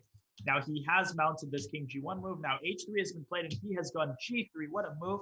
He wants to take the pawn on h3 on his own terms. He doesn't want to cripple his own pawn structure while he's doing so. And as predicted, we have reached kind of the critical position. The question here, does Brewington have any way that he can make inroads into Black's position? The one idea that I had was to go at some point, perhaps immediately, perhaps not, the move g4. The idea being you want to kind of carve out some space for your pieces. You want to create as many potential targets as possible. And then if you're feeling very brave in a position like this, the move a5 can be considered. B takes a5, b6. The problem, though, is after bishop c6 takes, Black also has a passed pawn, and that passed pawn runs very fast. So White risks losing the game here, but there is bishop d7 in this position. So there's a lot of intrigue going on. And then we have another pawn race, which Black technically wins. But remember, White is up a bishop, and then we have a sequence of checks. This might still be a draw, however. Wow, what a position this is. Now look at this. If king g4, this is, I mean, I don't know if this is going to happen, but I just want to show you guys this pattern. This is amazing. And White cannot escape the cage, because if you go to the 4th rank, if you go to the b file, there's queen b2 check or queen b1 check, picking off the queen. So this particular sequence of moves still results in an amazing draw. We see how many beautiful ideas this end game is really full of. So we will see how both of these players navigate the complexities. Brewington, for now, biding his time. He's definitely going to take quite a while here to decide what to do. Now, if he draws his game, then Brian G enters into a tie with the winner of board 3, who I will read you off momentarily. Now, board 3 scored a fascinating win in the Sicilian. I'm just checking the standings to make sure I get that name correct. Okay, so Jacob Chang. Jacob Chang has won his game against Havish Tripada, and he now has 5 points out of 6. So if Brian draws, he enters into a tie, potentially also with the winner of the game, and another pivotal game between Kevin Su and Alex Zhang, which has reached an end game, which is certainly advantageous for White, kind of as we predicted. White has this massive pawn on f5. He's got that bishop on h5, unfurling the red carpet potentially for either the rook or the pawn that lands on e6. Now, this is certainly not over. Black with excellent defensive chances here. This knight on a4 kind of keeps the rook pegged to the pawn. it's not entirely clear exactly how Kevin Su should progress here. Perhaps the best move is rook f2. But then, well, guess what? We have to calculate this line. And if we take with the rook, there's knight takes b2. If we take with the pawn, there's king e7, and the king does a tremendous job of blockading that pawn. So definitely a question here of what to do for Kevin Su. That even rhymes. So, you know you're doing well when it just happens to rhyme. So we'll see what decision Kevin Su undertakes. A draw is certainly not good for either of them. So both of them will definitely fight to the last drop of blood. I still think white is dictating matters here. White is not risking too much, but we all know how quickly these games can turn around in an instant. One blunder, one mistake, one oversight, and the game goes from a very comfortable advantage to white to just all of a sudden, let's say, completely lost position. That has happened time and time again, and who really hasn't had that experience? So back to the game of Brewington. Before we check in on Jason against Arthur, as predicted, Brewington biding his time. Now the move a5 leads to b takes a5, b6, and bishop c6. And what's going on here? So white can't play b7. White can't play b7. White can try bishop a6, but this doesn't work because of a4. Ooh, bishop b5 though. And we might reach that aforementioned draw. Oh my goodness, it's not a draw. Look at this, it's checkmate. Now Brewington's got to be careful because one of these lines it's very easy to enter into thinking, oh, I found bishop b5, I'm going to snap off this pawn. But you calculate this further and you see that a3 actually wins for black. So we see how much intrigue potentially lies in these games. Oh my goodness, there is a lot of tricks going on here. Brewington's got to resist the temptation to play a5. He's still biding his time. My guess is he sees it and he wants to play g4. Amazing ideas here in this endgame for both sides, really. So again, to repeat, if Brewington tries to break through, let's say in this position with a5, b takes a5, b6, thinking, well, I can kind of wait for black to go a4 and then say, aha, gotcha, bishop b5, winning this pawn. Well, no, black takes. And even though white is up a piece, sometimes it's all about who promotes first. Because black, and the amazing thing is, black can even promote to a rook, believe it or not. Black can even promote to a rook and deliver the checkmate on h1. So amazing complications here. We will see how Brewington handles this. Due to this, this might very well be a draw. And in that case, as I mentioned, Brian jumps up into a tie for first place. Now, back to the pivotal game in the Barber. We have Jason against Arthur. Jason attempting to activate his knight via e3. Arthur piling up on the e-file. This seems to me, at least optically speaking, to be heading toward a draw. I'm not entirely sure. I mean, it's still relatively unbalanced, but pieces seem to be getting traded down that e-file. And I don't really see why black should be much worse. Now, black has some stylistic deficiencies, perhaps in his structure. There's that pawn on b6. It looks a little bit looks a little bit meh. But the reality is everything is defended. There's no easily accessible targets. It seems to me that Arthur should be able to hold his own here at the very least. One thing Jason can consider doing is piling up on that c6 pawn. I guess that's the only tender spot other than g6 in black's position. And from c2, the queen could be potentially accessing both weaknesses at the same time. So we will see how Jason handles this position. We should just point out that bishop b4 here does meet with bishop c3. So Jason is certainly not blundering his exchange. Back to the game of Christopher, which is they're not contending for first place, but we have a fascinating position here. Christopher sacrificing the exchange for big time compensation, revolving around that pawn on f6. That knight can come out to f5. He's got the idea of a rook lift to c3. Man, does this now look good for white? We talked about the tables turning in an instant, and they have, as Christopher finding a way to sacrifice the exchange and getting himself out of a very unpleasant situation. It appears that Avi has really not made the most of his chances here. However, Christopher, with 17 minutes, it's taken him a while to get out of the situation, and that time might very, very well play a role in the rest of this game. Let us briefly check back into the game between Kevin Su and Alex Zhang. Kevin Su has played the move rook f2, doubling up the e-file, compelling black to take on e6, and maybe he has calculated this out. And what he's seen is that after knight takes b2, white plays the move f6. What an idea. Look at this king, it's boxed in. The rook can't move because of checkmate. And if black tries b4, then f7 comes in. f7 comes in. And b takes c3, there's rook e8 check. And white simply wins. White is a tempo faster, a single tempo faster. King g7, f8, queen equals, f8, queen equals checkmate. f8, queen, yeah, that's right. I was going to say f8 checkmate equals queen. Well, however you say it, it is clear. The result is one and the same. This is checkmate. What a move. Rook e2 from Kevin Su. That is a big time decision. Knight b6 by Alex. He's backpedaling, desperately trying to bring the knight into the defense. But is that going to be enough? Is that going to be enough to save the game? I don't think so. Intuitively, this looks like black is teetering on the brink after something like rook e7, rook d7, f6, supporting the rook once again. That pawn moves along in unison with the rook. Rook e8 checkmate is the unstoppable threat here. So in this position, black probably has to play other rook to d7. But man, is this scary. Rook e8 check, check, check, check, check. Just kidding. Well, something along these lines. Let's let Kevin do the calculation. But this seems to be dire straits. And f6 has been played. f6 has been played. And does this move finish the game directly? f7 is the idea. f7 is the idea. And he wants to play rook e8, and this might have just ended the game. This might have just ended the game. We might very well see Kevin Su jumping into the 3-player lead for the top, assuming that Brewington doesn't lose, which he probably isn't. Then we will have at the very least a 2-player tie. No, at the very least a 3-player tie, because however Brewington's game ends, at least one player will jump out into a tie for first place, assuming that Brewington, of course, doesn't lose. We've seen that he can if he's not careful. But Brewington is anything but an incautious player. He's gone for g4, so he tries to make inroads in black. Well, Brewington's got to be careful here. Brewington does have to be careful, because if king g3, there might be king f5, although he can push black. It can push back black's king with bishop d3. Let's check back into the game between Evan and Bach. Let's take a quick look at that game. Let's see how Evan is proceeding on the technical front. Well, he has built up, as we predicted, this monster pawn chain.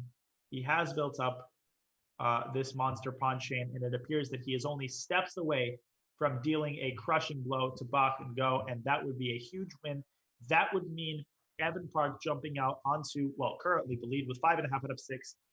Again and again, everything hinges on Jason Liang's game. If Jason draws, then we will have at least a 2-way tie for first place in the Barber. If Jason wins, well, then, of course, he leaps onto clear first with 6 points out of 6, a massive performance. Regardless of the result, we see these players putting on amazing displays in the midst of pressure, in the midst of difficult opponents, in the midst of resilient defense from their opponents, and yet pressing on are these players entering the final stage of the final round here at the Rockefeller and Barber Tournament of State Champions. Chess.com's coverage organized, tournaments organized, of course, by US Chess. And here we see Evan bringing his king in, Bach desperately trying to cling to the pawn. Now, rook a7 would be probably the easiest, and then one plan would just be to push these pawns all the way through h4, g5, f6, building up a second pawn chain, and then checkmating on a8. This seems to be a matter of time. Let us now watch as Kevin, it appears, and knight c8. Alex, with his last breath, trying to resist. And what a move he's found with knight c8. The idea being f7 meets with knight to d6, defending the square on e8. And although Kevin can grab one pawn, that's all he's going to grab. So definitely still winning for white here. I have no doubt about that. The rook can come back around, but work remains to be done for Kevin Su. Kudos to Alex uncorking the move, knight to c8, the only defensive resource in a very difficult position. What to do now for Kevin Su is the key question. Perhaps he can now go after the d5 one, do something positional, but that allows black's king to inch forward. So 19 minutes, that's not a lot of time. He's got to make a decision. We'll see what he does. Maybe rook a6. Aiming to meet rook d6 with rook a8. We'll see how this unfolds. He has played king to f2. What a patient move. He's basically saying that black is tied down. He's going to bring his king in. He's going to bring in the goalkeeper to shoot the corner kick here. And if the king lands on e5, that might signal game over. Overtime has ended. Extra time has ended. That goalkeeper has scored the goal. The king on e5 will support all of white's pieces. So for example, here, if black circles around Well, the king reaches e5, white takes, goes rook e7, and this f pawn together with the king and the rook decide the outcome of the game. King g6 check, f7, rook g8 to follow. Man, does this look bad for black? Or as basketball commentator Mark Jackson would say, mama, there goes that man. There goes that king running up the board. And what a plan uncorked by Kevin Sue with very little time spent. This seems to be going in his favor. I'm sure that he's feeling nervous. We've seen everything happen at any moment. Let us not assign any results just yet. I'll leave predictions to my co-commentator and national master, William Aramil, who I believe will be joining us for the final stage of these games. Let's take another quick look at Brewington Hardaway's games. He's gone king h5. He's gone for it. He has gone for it, and we have reached a climax. But what has he done? Has he allowed king e3? Oh, my lands. Has he allowed king e3? Ladies and gentlemen, this might be a huge turnaround. Has Brewington messed this up? Has he allowed king e3? What does he see here? Surely he sees something. Is it bishop g4, but then king takes d4, king f6, king c5, king e7. At the very least, black draws with bishop takes b5. I don't like this at all, but perhaps I'm missing something. Perhaps I am missing something. Let's see what I'm missing. Let's see what I'm missing. Or he's just gone for it out of desperation, thinking that he has to try to win. Perhaps king e3, he wants to play a5, but this doesn't seem to work. King takes e2, here, here, here, here, here, here, here, here, here, and here, and black wins. Black wins. What does Brewington have in mind? What kind of what ideas has he brewed? Once again, second time I'm using that pawn. Well, I brewed myself some coffee, and coffee is the best way to enjoy this game. What a fascinating end game. He's gone for the win here. I'm not sure that he's going to be happy with this decision. At the very least, e5 here. And oh my lands, I just think he might have gone a little bit overboard here. I think he might have gone a little bit overboard. You see 45 minutes on his clock. You should have spent more time here. You really, really should have spent more time. I understand the temptation. You want to do something fast while your opponent is in time pressure, but that is a decision that can easily backfire, and I believe that it just has. So let's see now what is going to happen in this fascinating game. We remind you, if Brian wins this game, he wins the Rockefeller, because he had 4.5 out of 5. This was not even in my wildest dreams, the possibility that he would win this game. But after king e3, only he seems to be capable of winning this game. Another interesting idea, perhaps Brewington sacrifices the bishop. Perhaps, no, that doesn't work. You have king d3. I was thinking of a fascinating line like this. Look at this. Look at this king chasing that bishop, ladies and gentlemen. And now e5 meets with d takes e5. White's pawn promotes with check. But even in this position, well, this actually might be winning for white. That is some insane study-like ideas. The problem with this line, of course, is that black deftly sacrifices on b5. He goes king d3, and he takes on d4, and unfortunately, black promotes before white, as the king has to leave the b6 square to unblock the pawn and allow it to promote. Let's take a look at what's happened here. We see e5 by Brian, so he's gone for e5. He is banking on that pass pawn on d5 to seal the deal. Now, he is the only one for sure, I believe, unless I'm missing something, playing for a win here. What needs to be considered by Brewington? Takes, king e7, bishop f5. Can he get a5 in here? Can he get a5 in here? Takes, there's b6. I don't know what's going on. This actually might be winning for white. Holy smokes, this might be winning for white. Bishop c8, king d8. Here, I have no clue what's happening. This might be a draw. It might be a win for black. It might actually be a win for white. I'm not sure about the move e5, ladies and gentlemen. I feel like king e3 might have sealed the deal for black. e5 seems a little bit shaky to me, just a little bit. And Brewington takes on e5. He seems very confident here. He seems very confident here, but now for sure, black is the only one. And quickly, Brian says, no, no, no, no, no. You're not going to e7. This land is my land. This land is not your land. And it isn't made for you and me. This land is made for black's king right here, and it's controlling e7, bishop d3 by Brewington. He's now biding his time. He has nothing better to do than to kind of sit around and wait, hoping for black's king to vacate the e7 square, which it might do if Brian will strive for the win here. But one thing he's got to be very careful of. If king e5, king e7, bishop f5, it might be easy to think, black is winning. The pawn is unstoppable. But remember, white has the pawn majority that he's had for the whole game, essentially. a5 might come in, followed by b6, and just as easily the tables might turn. this time in white's favor. So Brian must still remain on his heels. This might still be a draw. I don't see a clear way for Brian to make progress, but he's attempting to do so with king c5. Now he wants to play bishop g4. He wants to play bishop d1. He's about to pick off both of white's pawns. My goodness gracious. This is going to be a close one, folks. One idea here is to maybe go king to d8 to try to set up a trap of this sort. I'm not sure this works, though, because, well, maybe it does. Maybe king d8 is the only move here. I don't see any other alternatives. Man, is this close. Man, is this fascinating. This is what we signed up for. I hope you guys are enjoying the coverage. Hope everyone's seatbelts are fastened as Brewington does uncork king d8. This is, of course, the final round of the Rockefeller of the Barber. This is where all of the cash prizes are decided, the scholarships, the honor. Everything is on the line in these final minutes of the sixth and final rounds of the two tournaments, featuring just an amazing assortment of the brightest in America's young talent.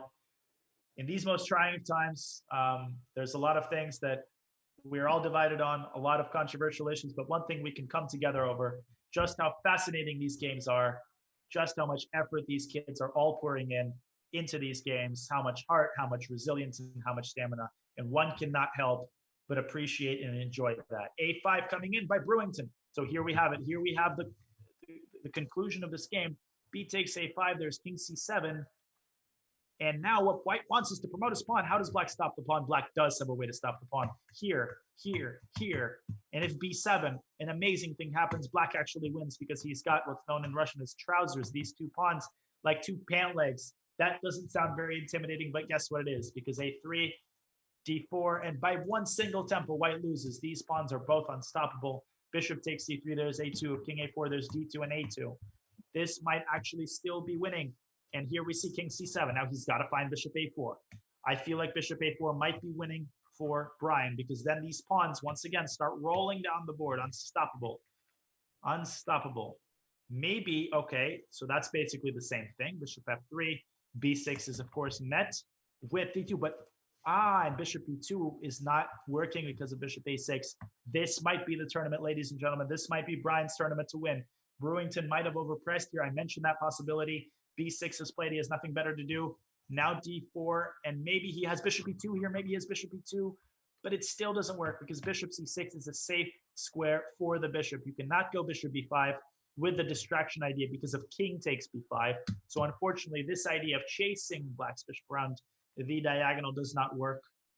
This is incredible, ladies and gentlemen. This might be the final moments of the Rockefeller. This might be a huge turnaround by Brian, and we see this time and time again. One cannot help but admire Brewington's fighting spirit, but one cannot help but wonder, maybe if he'd spent 5-6 extra minutes there in that critical moment, perhaps he should have just accepted the inevitable, taken a draw. But once again, we applaud his effort. And this one not over yet. Perhaps I'm missing something. Once again, to repeat, B7. Black gives up the bishop for the pawn, and look at these two pawns like dragons. A3, D3, and who said pawns are the soul of chess? Philidor. Francois Philidor, one of the founders of modern chess thinking 300 years ago. He would have been proud of Brian G's pawns in this game. D3, the pawns are unstoppable. Bishop has to give itself away for one of them, and A2 and A1 is coming in. Black is going to win this game, I think. And we check back in. Kevin Sue is about to win his game, and he is going to be pained when he finds that Brewington unfortunately blew what was a very promising position, what should have been at the very least a draw. And officially, Chess Logic, also known as Alex Zhang, has resigned. What an end game, and what an idea to bring the king up patiently, deftly. This is in the style of Osero Capablanca. We see amazing endgame displays left and right by these players, and simply collecting all of the pawns and promoting the rest is Kevin Sue. He jumps out with 5 out of 6 into joint first place, and it's all now in the hands. It's all in the hands of Brian G. And here we see it, Brewington now settling into a deep think, but I am afraid that it is too late. Perhaps bishop C2 can be played, though. Can he play bishop C2? Can he still save this game is the question. Bishop C2, let's take a look. Now, the idea of this move, and he has done bishop F1. Oh, and he's allowed it. I think bishop C2 might have still saved the draw, and instead the pawns rush forward. Bishop E2, bishop A8, declining the last attempt by Brewington. Bishop A8, and now A1 queen is unstoppable. What an amazing ending. What an amazing conclusion to the Rockefeller, Brian Shee. We can now begin to open the champagne bottles to congratulate him. I'm sure his parents, his folks are celebrating. And what a devastating finale for Brewington, who once again, we applaud his fighting spirit. We applaud his ability to manufacture chances, an excellent game, but unfortunately at the very end did not go his way. And a huge hearty congratulations to Brian Shee, clear first. And it is official, Brian Shee, Big Fish 432, clear first in the Rockefeller, the K through 5. He wins the $2,000 first prize all to himself, and he has won the Rockefeller Elementary Tournament of State Champions with a massive score of 5.5 out of 6 points. Congratulations to Brian.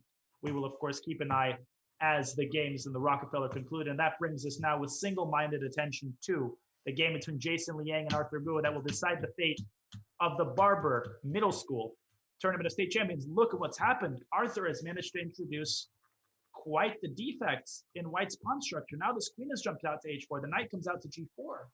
And Jason might try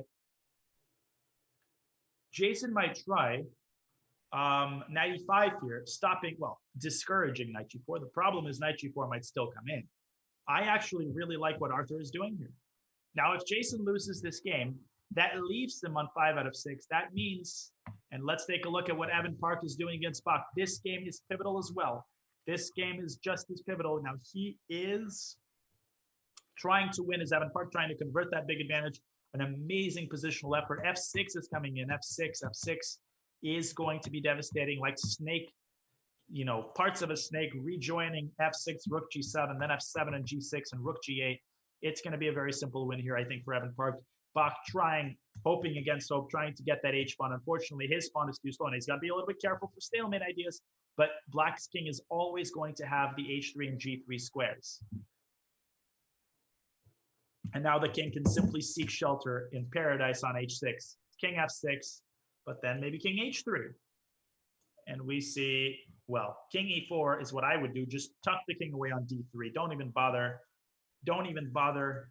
King E6 is also, of course, winning. Anything wins here. Anything save King to D6 or something like that. Now let's take a look at some of the other games. We see Jasmine Su and Kevin Yang. We see a couple of other players duking it out until the last drop of blood. Knight takes D5. And we see Jason Wang. This looks pretty overwhelming, although maybe not. There's that A4 pawn, very, very strong. This is another top-level game in the Barber. And we see some other games here. Ben Tyrell against Parker Liu. Certainly not forgetting about some of the lower boards. They're fighting as hard as the top boards. We compliment every single one of these young players. They will constitute the vanguard of American chess. It's so difficult to remain in good form during this quarantine, but they're taking time out of their busy lives, playing this tournament, putting their hearts out on the line. And we applaud each and every one of them for that. So as we enter the final stage of the Rockefeller and Barber Tournaments of State Champions, we remind you, Brian Shee with a scintillating finale, turning the tables on Brewington Hardaway in a position that seemed unwinnable, winning it with absolutely amazing pawn play, seizing his opportunity, and he jumps out onto clear first. He wins the Barber. He wins the Rockefeller with 5.5 out of 6. That has been decided. That has been decided. And now we are mostly keeping an eye on this game between Jason Liang and Arthur Guo. Knight to E5 has indeed been played. Knight E5 has indeed been played. He just had no choice. He did not want to discourage the move Knight to G4. Christopher Yu and Avi sacrificing back the exchange. Now the king is in trouble. Christopher Yu's bishop traveling to H6, trampolining out of D2 onto H6. Queen to F8 coming in. And this is going to be a very interesting game to keep an eye on. But this is pivotal. Evan and Bach. And look at Bach trying his best to defend, setting a little trap here. F7 would have run into Rook B6 check. Evan says, I am not having any of that. He goes a Rook to G8. He is paving the red carpet. He is unfurling it. Air Force One has landed. And F7, F8 is inevitable. This is essentially game over, which means that Evan Park jumps out onto the lead. He will have, at the conclusion of this game, barring a miracle, and we've seen miracles happen, so let us not bury Bach just yet. But assuming that Evan takes this home, you will have 5 points out of 6. You will have 5.5 points out of 6, which means, once again, everything in the hands of Jason. He guarantees himself clear first with a win. But I believe a win to be unlikely here because look at the activity that Arthur has developed. Knight g4 is interesting here. Sacking this pawn, maybe Jason takes it, but I don't think so because this is just checkmate. So after knight g4, I feel like knight takes g4 is forced. And what that means is now black definitely has the initiative because look at how weak white's pawns are. Bishop can come out to f5 to e4. So I like Arthur's position. Arthur also 4.5 out of 5 right now. So he is right on Jason's tail. So we will see how this game concludes. Let's take a look at this, and let's once again take a look at Evan's game as it concludes. Look at how patient he is, taking his time, not rushing, not rushing. Just one moment. And he's just thinking about where to position the king here. Now he goes king d6, and Bach is going to go rook f5. Then Evan is going to go e6. Ooh, wait a minute. There's one more source of intrigue here, here, here, here, here. Oh, my lands, ladies and gentlemen. Now he's got to be careful. G6 wins here, but if you sloppily promote, this might actually be a draw. This might actually be a draw. So extreme caution must be taken until the very end. We see these players fighting until the very last drop of blood. Absolutely incredible defensive ideas being found here. And that is why Evan being so patient, finagling the win here, making sure that he's not giving black any chances. So he's got to maintain some caution here. We'll see whether Bach finds any defensive chances here. But by and large, assuming he doesn't fall for one of these relatively prosaic traps, something like G6 should win the game for him on the spot. These pawns carry the game home, and this should guarantee him the win. Let us check back in briefly to the game between Jason and Arthur. Arthur with bishop f5, so he does not play knight g4. He maintains the tension in the position. He's probably tempting or baiting, as we would say, Jason into capturing on c6, which would be highly inadvisable on account of bishop takes f4, and queen h2 with devastating effects is inevitable. So the knight must remain on e5. What should Jason do in this position? Probably something like queen e3. Got to throw water onto the fire. The queen has to come out to g3 or something like this. And if he manages to do that, and perhaps if he manages to get this queen, dislodge it from h4, that knight on e5, mark my words, that knight on e5 might win white the game one day. His pawn structure might be bad, but his pieces are still active. So we are going to watch as this game reaches its finale, and as the Barber, as the $2,000 first prize is apportioned, and as the scholarship winner is decided. There is so much on the line as these games enter their final stages. Time pressure begins to rear its ugly head. So what is not rearing its ugly head is my coffee, which I'll take a sip of. This is breakneck action indeed. As the games enter their second hour, the third hour, these players have been playing all day long, exerting tremendous effort, and there's one more push to be made. Now let's see. Has queen e3 been played? Queen e3 has indeed been played. Good job by Jason. Staying level, not taking the pawn, not falling for temptation. I don't know how to evaluate this position. It might very well be that black is better. It might be that white is better because, again, we look past these bad pawns and we see this knight on e5, this massive knight. It's hard to understand what should be prioritized. Is it the activity of the pieces, or is it the ruined pawn structure? So we will certainly be comparing these. We will watch who gets the upper hand here. We are entering this tournament deciding part of the rounds. We remind you, Brian G has already secured the Rockefeller, but the Barber is yet to be decided. And when we return with my co-commentator, National Master William Aramil, we will be watching as the winner of this amazing tournament is decided.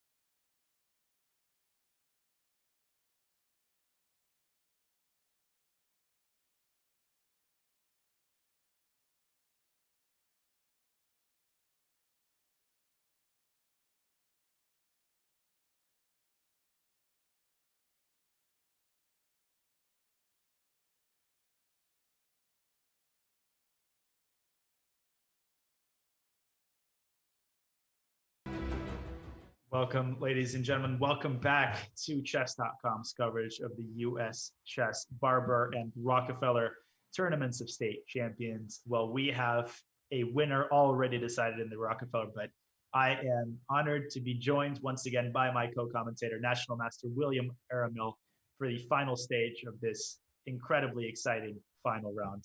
How are you, William? What are your thoughts on these fascinating proceedings? Well, I'm doing well, and I find it funny that you're honored to be, co-streaming with me. I want to definitely say it's the other way around. You're the legend, the man, the myth, all of the above. I appreciate it. So I'm glad that I can ride on your coattails today. And, if anything, I'm going to try to help you finish the last leg of this and kind of swoop in and take all the glory. Definitely. Well, I appreciate the company and, definitely glad to be sharing in the excitement.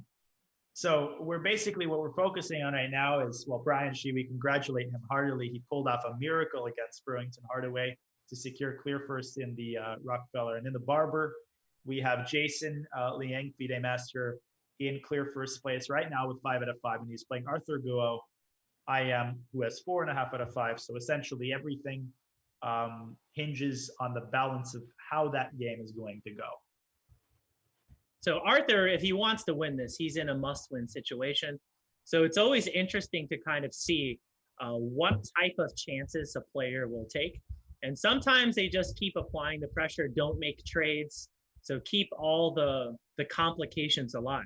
Mm-hmm. And I don't know what your recommendations are. I would like to hear what a future Super 2700 GM has to say. Well, I think that in Brewington's game, we saw like that clear moment when you refuse to come to terms with the fact that you just no longer have any winning chances. And that can be a very dangerous thing, very understandable, very kind of understandable psychological mistake. But in these cases, I always feel like if you're trying to win, if you're Arthur Guo, you don't want to force anything. And I kind of like what he's doing here. He's slowly accumulating the pressure. But right now, Jason is not bending. And I like his last move, Bishop B2. He's just holding the tension. And he's basically telling Arthur, you know what? I've got a solid position. You go and beat me. And what often happens is you just overexert yourself, literally and physically, and you might make a mistake that comes from just overpressure. Now, if Arthur wins, he will share first place with Evan Park, who won his game. So those are the two possibilities. If they draw, then Jason shares first place with Evan Park. And there is no actual tiebreaker game. They split the championship and the prizes, right? Okay. Correct. That I believe so. Yeah. I think that's better too. I don't think they need to prove anything beyond that. I think, in an event like this, it's not like a 6-round event of some random tournament or just a normal tournament. I think the reason is every game is more intense, high pressure. You have to be on high alert because you're dealing with some of the best players in the country. So even games that might be more trivial in general circumstances, as we talked about earlier in the day, the defensive resiliency and the overall methods that these players have, it's just off the chart. So even based off that game with Brewington, I thought it was locked up positionally, but these guys are so tough. Yeah, they are. At the very least, it was a guaranteed draw. But I always have a soft spot for players who just put their hearts out into the line and display that kind of bravery, and it just doesn't go their way. It just happens. And I'm sure, very, very painful for Brewington, but, he's got that fighting spirit, and that's going to carry him very, very far. 2 years from now, he might not remember this tournament, but he still is going to possess that fighting spirit. So I agree. The one thing I would point out is what tiebreakers do determine is who gets the scholarship. So while the cash prizes are split, the scholarship goes to only one player, which I think is completely reasonable. But as you point out, William, they really don't have anything to prove, so it doesn't make sense to have them, fight until the death, especially when this is the third game they've played in the day. They're all exhausted. So I think that's a very fair, equitable system of distribution of prizes. Yeah, I think so. 3 is at the cusp. If you tell someone out of the country, you have to, 3 tournaments? Mm-hmm. 3 tournament games. Yeah, you're funny. Funny joke. Yeah, and then no, actually 3. Yeah, here in America, we do as many games as we can. Oh yeah.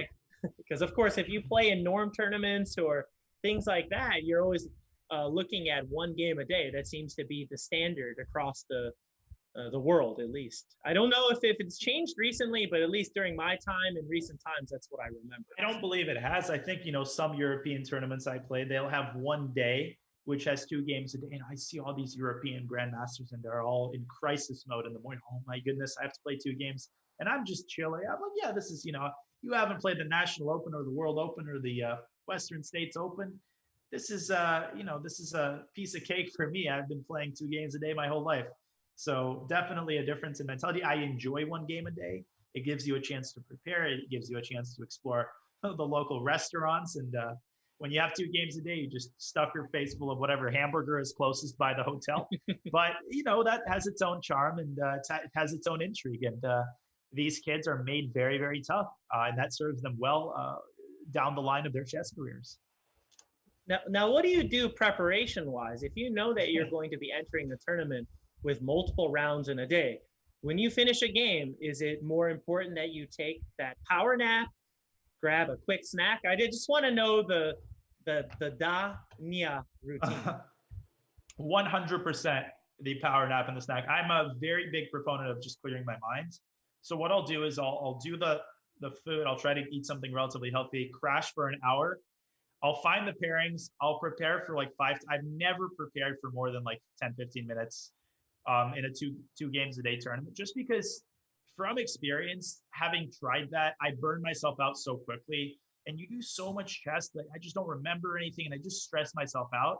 So I found that just coming with a clear head is a lot better than stuffing your face full of opening lines, at the last second and coming late to the game because you were busy preparing. So that's where I stand. I think every player is different. I know players who do best the opposite with the opposite approach, but that's always been sort of my take. Yeah, I totally agree with you. And that's what I do. So I feel like I've been doing the right things, at least in those moments. And especially when I played the Denker, it was, I want to say it was, 2 rounds. Was it 2 rounds a day? No, I was playing the US Open and the Denker simultaneously, the last one. So I was at the one where it was 12 rounds of the US Open. Goodness gracious. Yeah. So the first 6 days that I played the Denker, in the morning afternoon, I would have been the evening game at the US Open. But I remember doing the same type of thing. I would do my power nap. I would have a power bar. Just psychologically, I said, every day I'm going to have a power bar. And it sort of had that maybe a placebo effect or maybe some some real power behind it. May I point one thing out? We have a game it's not quite one of the top boards. I think it's board 4 in the Rockefeller Ming Lu, but he blunders checkmate in a rook end game. Oh no. C6 G4 check. My goodness. And in a position that only he could have won. So we just see the exhaustion here. Pure exhaustion showing a painful defeat here. But Min Tran with a big time upset against Ming Lu. Very, very strong young player. And he carries this home. So not sure how many points he ends up with, but I think he definitely makes it into the top 5. So big time result right there. Sorry to interrupt. Just wanted to point this out. We see all sorts of these things happen in the last round. And from my knowledge, Grandmaster Alexander Fishbein, he won the senior. Correct. And who won the Barber again? It was Brian G. Brian G. I didn't want to mispronounce his name. Yeah, maybe I'm mispronouncing it, but yeah, definitely Brian. I think I'm pronouncing correctly. And it was Annie who won the herring. I think so, but maybe we can get confirmation on that. I believe so. Let me try to pull that up. And in the meantime, we're taking a look at the game between Jason and Arthur. Now, Arthur has not blundered a fork because, of course, he goes Queen G3 here and pins White's queen. I actually am liking Arthur's position more and more here. I feel like Jason's got to be very, very careful so that his position doesn't fall apart. If he goes Queen F3, Arthur has the idea of going C4 here, driving that wedge down, and the F4 pawn begins to fall. Man, this is getting a little bit hairy. Mama, there goes that man. This just seems a little bit, hand down, man, queen down, man down here.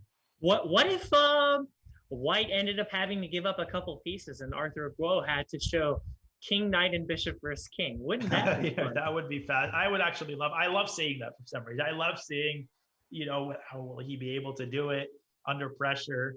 I'm sure that he will, but we might see that. We have the right number of pieces here in the right amounts. So do you teach students that? Or how much do you stress that? I have my point about it too. I'll do one lesson with certain students occasionally. I really do it by feel, like I'll poll the room, like who knows how to do it. I'll test some of them. I'll give them 2 minutes to checkmate me. Everybody will fail because everybody's too embarrassed to admit that they can't do it. Then I'll do it myself in like 20 seconds and they'll all want to learn the technique. So, I'll do one lecture occasionally on it. How about you? Yeah, so when I teach, I just try to show the final patterns first and foremost.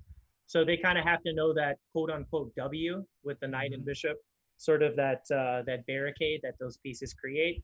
Right. And then the reason why I like to show it occasionally is because it just shows the coordination of the two pieces and how you can control all those squares with those two pieces. So I think there's some added benefits other than just the technical aspect of winning with those two pieces, but doesn't come up that often. But I had to win with it in 2 different tournament games. Well, so that's crazy. Twice.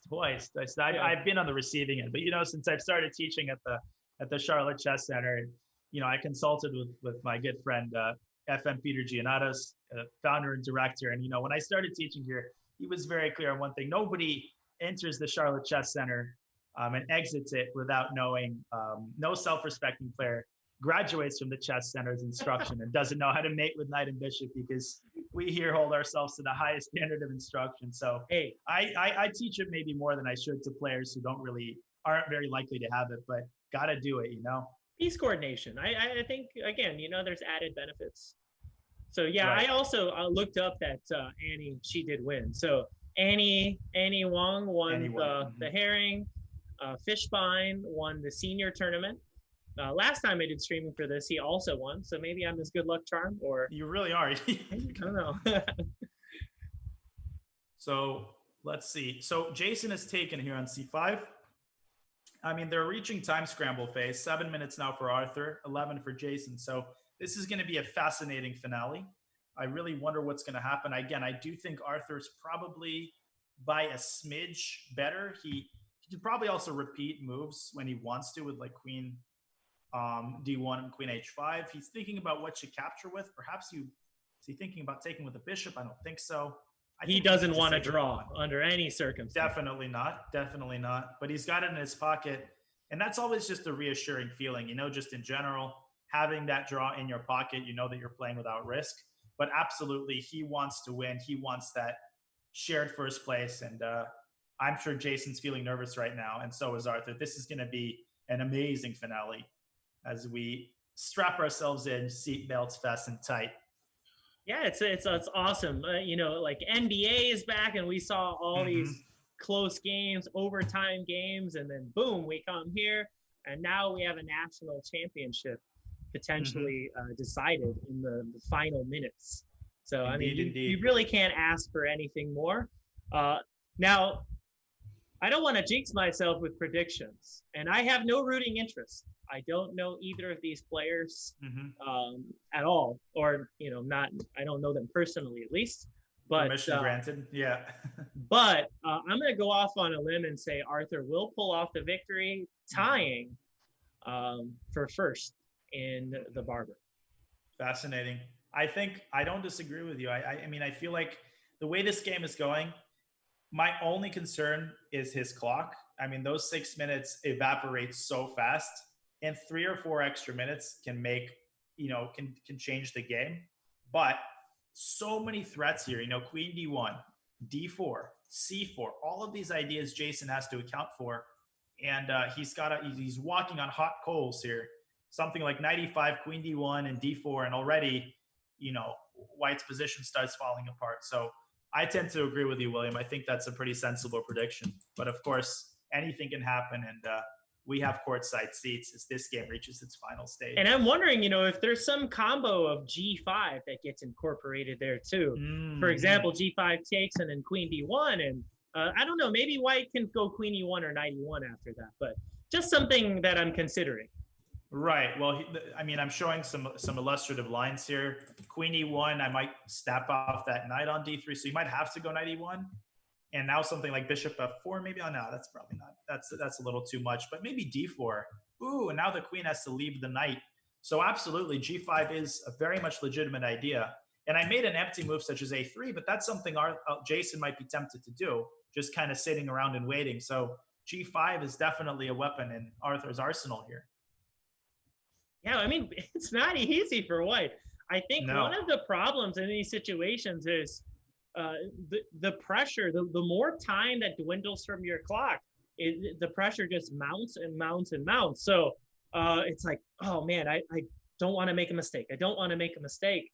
And then before you know it, half your time is gone, and then Arthur has a time lead. So I can see that happening here, because this seems like one of those really critical situations. You don't want to play something like F3, right? F3 doesn't do anything. Right. Well, Queen G3 is what we were looking at. And well, maybe I thought there was some way of supporting the queen and going maybe Bishop C1. But man, this looks Bishop H3. Maybe that's what you have to do just to clear up the tension. But like D4, Queen E1. But the problem is, even this endgame looks really, really bad, because Knight E2 is threatened, Knight takes A2. So it's like White doesn't have much to aim for, because every transformation is bad for him. And that's what really concerns me. But you're right. It's like time ticks faster when you're sitting there and you're in time pressure. You look once, you have 8 minutes. You look 2 seconds later, guess what? You have 3 minutes. I'm going to say he won't experienced that. I'm going to say he won't make a move until the 5-minute mark. Yeah. He's definitely turning over every stone. What do I do? What do I do? And I don't see an easy move for him here. That's usually a bad sign when you start to go down the variations. And each tunnel, it just leads to darkness. Yep. And then let me go through that first variation again. Let me check it one more time. There must be something there. And Christopher, by the way, is about to deliver the final blow to Avi. So kudos to Christopher getting out of that very sticky situation with several very beautiful tactical resources. And now he's going to deliver the final blows to Black's King. Just unfortunate for Avi Kaplan, but a tremendous opening performance by him here. Just didn't quite go his way. So we congratulate Christopher on a solid performance. Obviously not quite what he was looking for with 4.5 out of 6. Nonetheless, as checkmate is delivered on D7, yeah. Solid ending. That's a nice mate as well. I actually didn't even see that. So well done by Christopher. And that means we are down to just a couple of games. And of course, the star of the show, Jason against Arthur. And Bishop E5 has been played. So he made a decision relatively quickly, all things considered. And now, the ball is thrown back into Arthur's court. Arthur's court. Wow, that was an unintentional pun, one of my first ones. Bishop E7 seems sensible here, right? Just keeping the tension, keeping the bishops on the board. But maybe there's like D4 or something like that. Yeah, perhaps you could just throw it in. Or even Queen D1 check. But again, then King H2. And I don't really see what that gives Black. But I agree. Maybe throwing in D4 is a good idea. Chasing the problem there is the knight on E4 loses its support. So is there an increment in this? Yeah, it's 70 plus 10. So if Arthur says, all right, I want more time to think, he could go Queen D1, Queen H5 a few times and buy some extra seconds and calculate.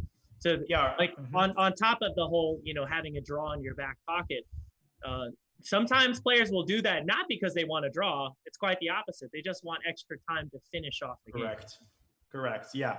Or they want to mislead the opponent into believing that they're going to make a draw, and you start feeling that excitement. Yes, I'm winning the tournament, and there we go. Queen D1 check is played. Now we'll see if he wants to repeat. But what he might also want to do is play the move D4 here. And White is almost out of air. This might actually be very, very strong. Now look at this. The queen doesn't have any good squares other than F3.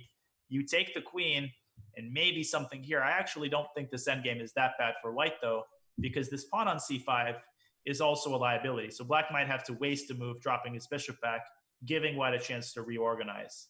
Not sure what's going on here, but definitely. Maybe bishop takes bishop, knight d2, some bishop b1 ideas, and I don't oh, know, my maybe land's black. queen e1 played. Sorry to interrupt you. Queen e1 played. No, did that just give away a piece or no? Well, I think he wants bishop takes d6 and queen e7 check. What an idea in time pressure by Jason. Now, does that solve his problems? Well, first of all, queen takes e1 is obviously an advantage to black.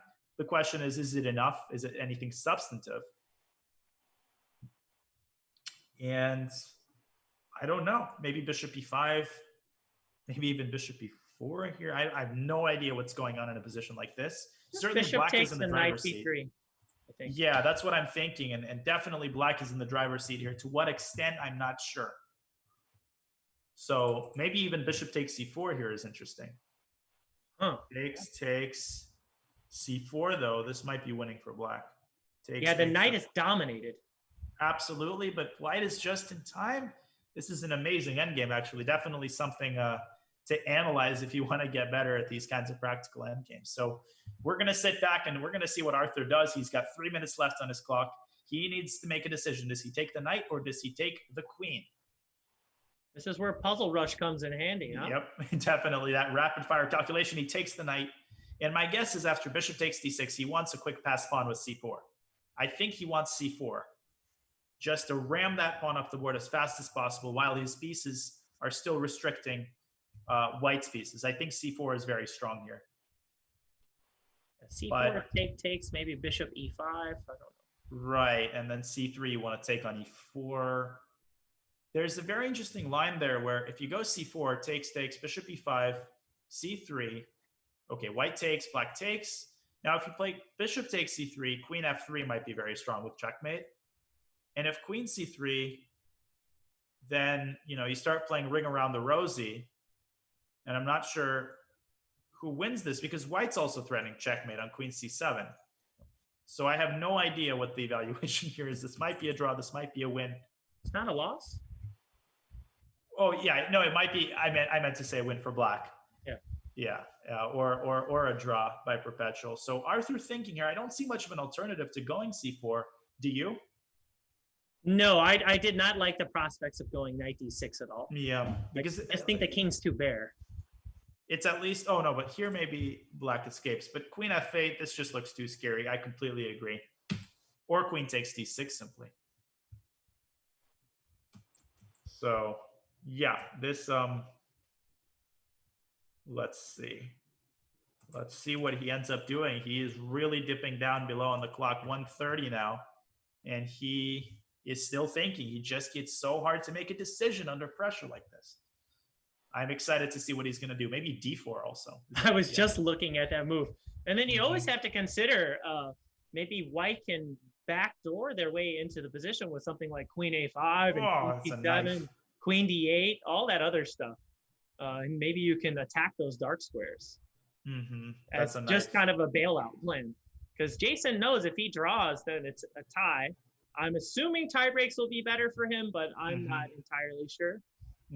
And if I'm not mistaken, the standard tie breaks are like your opponent's cumulative score. Then it's something like that. Right. You never know. It's always close. Yeah. So but head to head is like the third one, I think. Now f3 comes to mind. F3 might actually. Whoa! Wait a minute. Now f3. Look at this. Knight d6, queen e7, king h6. Queen f8 check, and if you go to h5, you get mated on h8. So here black has to repeat moves. But I don't like queen c2 because wait a minute, William, what if white goes bishop e5? And then white is threatening f3 with queen h4, as you said, backdooring your way into the position. Is queen c2 a bit of a mistake? Is white now playing for a win? I don't like this move at all. I feel like it's very indecisive. He's going several directions at once. My goodness gracious. Anything can happen. We've seen this time and time again. 56 seconds. I think bishop e5 has to be played. Jason's got to go for it here. Now, perhaps one reason why he's waiting, I was taught that when your opponent's in time pressure, of course, you just don't try to play fast. Right. But if you can have a series of moves planned out, like a bing, bang, boom, right? A 1, 2, 3, Yeah. and you have that setup. So by the time you get to the third move or down the line and they didn't see that move, and now Arthur's like, he's stunned, there's 56 seconds. There's not enough time. But if you just play one move fast, then one move fast, and don't have it all planned out, it's easier for your opponent to anticipate. So I think that could be part of the intention here, or he's just doing, pure calculation with his extra time and saying, all right, this is the way to go. But yeah, F3 just seems so natural. I mean, it's a forcing move. It liberates your queen. And here we see Bishop E5. He's gone for it. He's gone for Bishop E5. Oh, okay. Seatbelts mandatory here. We're going to watch Arthur deal with this. He's got 45 seconds on his clock. This is where he regrets spending all that time trading. Queen D2. Go to, but then I take and go Bishop takes D5. Oh my goodness, he can't even bail out into a draw if he wants to. Oh, D4, F3, D3 takes, and the D2. But then Queen H4, I'll throw in with Queen H8 check. That might not be mate though, but it's darn as close to mate. I don't know how to calculate this. It's not enough seconds. Time. Oh my goodness. Oh my lands. 15 seconds, 14. He's going to be below 10. He's got to make a decision. Knight D2.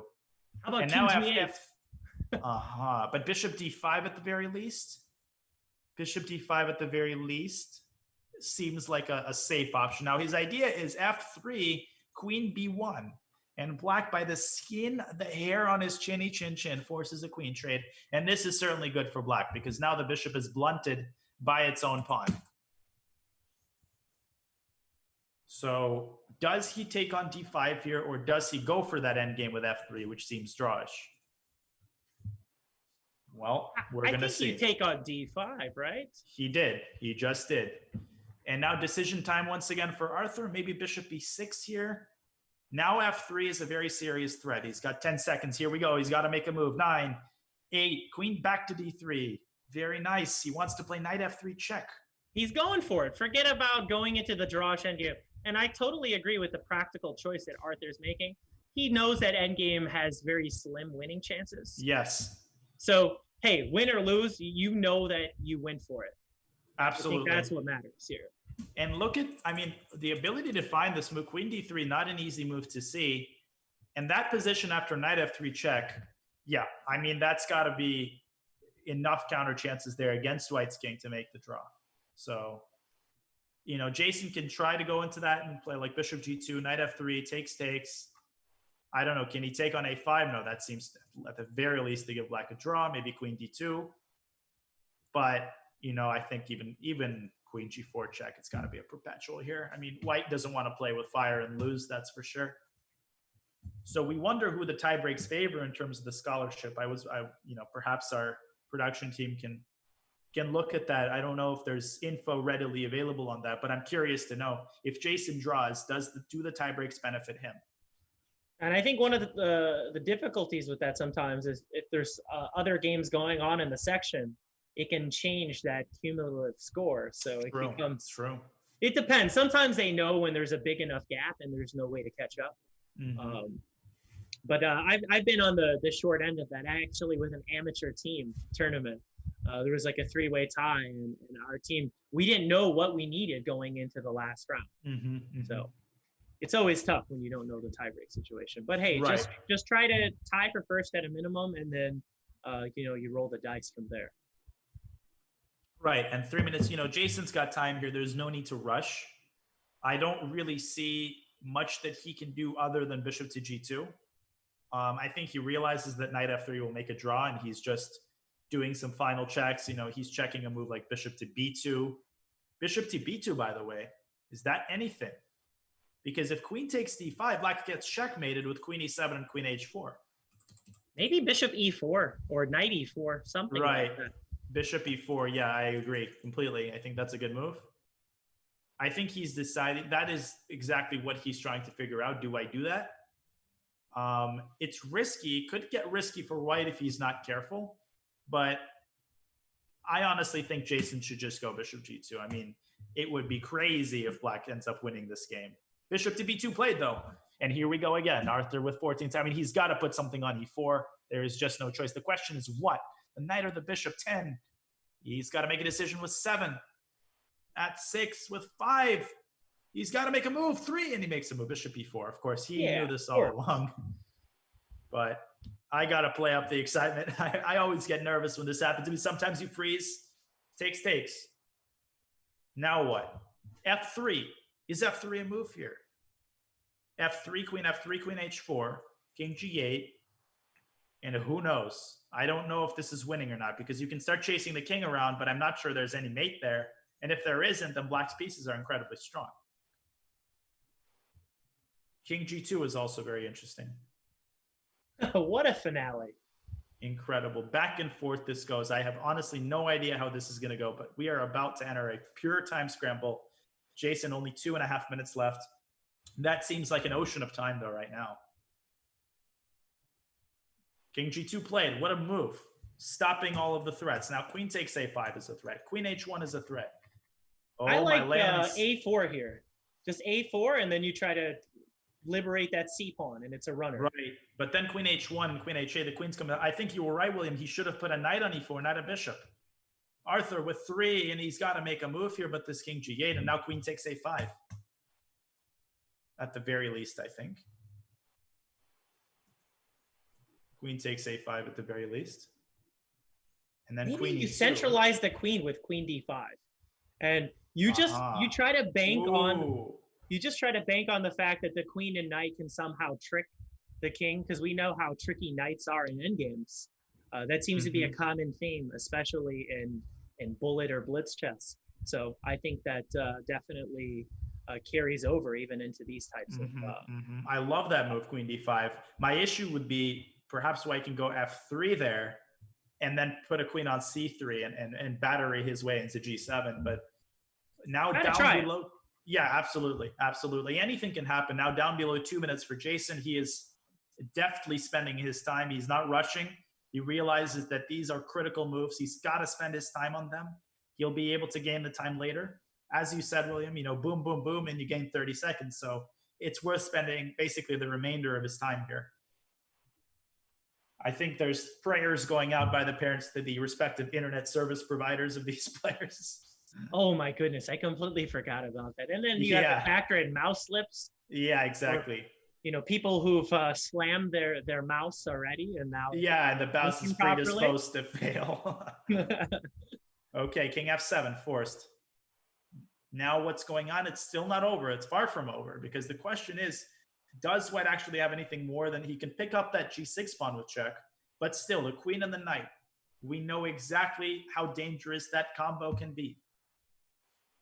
Queen g7, queen takes g6, but then how do you continue after that? Is the question. Because the bishop on b2, let's not forget, is also hanging, as is the pawn on f2. I don't know what's going on here. It feels like Jason can just play this risk-free at this point, though. Absolutely. He has all the checks in the world. And what he wants to try to do is perhaps trade queens. If he trades queens, it's over. He's got a lot of pawns. But Arthur's got to try to finagle his way with his king in order to avoid both a bishop check along a dark square and a queen trade along a light square. And I think that might be a little bit too much to ask. I think this might be objectively winning for Jason. And isn't this a fitting finale, William? I mean, isn't this everything that we could have asked for? I have nothing more to add to that. Yeah, this is incredible. Queen f7 now. And see, my worry is if you play king d6, well, I go bishop e5 check. If you go king c6, I go queen e6 check, and I try to play queen c4 check with a queen trade of some sort. This has got to be winning, I think. And now he's thinking with 1:12 left on his clock. Amazing. There are the Danya arrows we know and love. Right. Yep. Showing all the traffic on US 101, and the king getting chased all across the board here. This is the epitome of what we came here to watch, and we got it. Queen f5 check. Good move.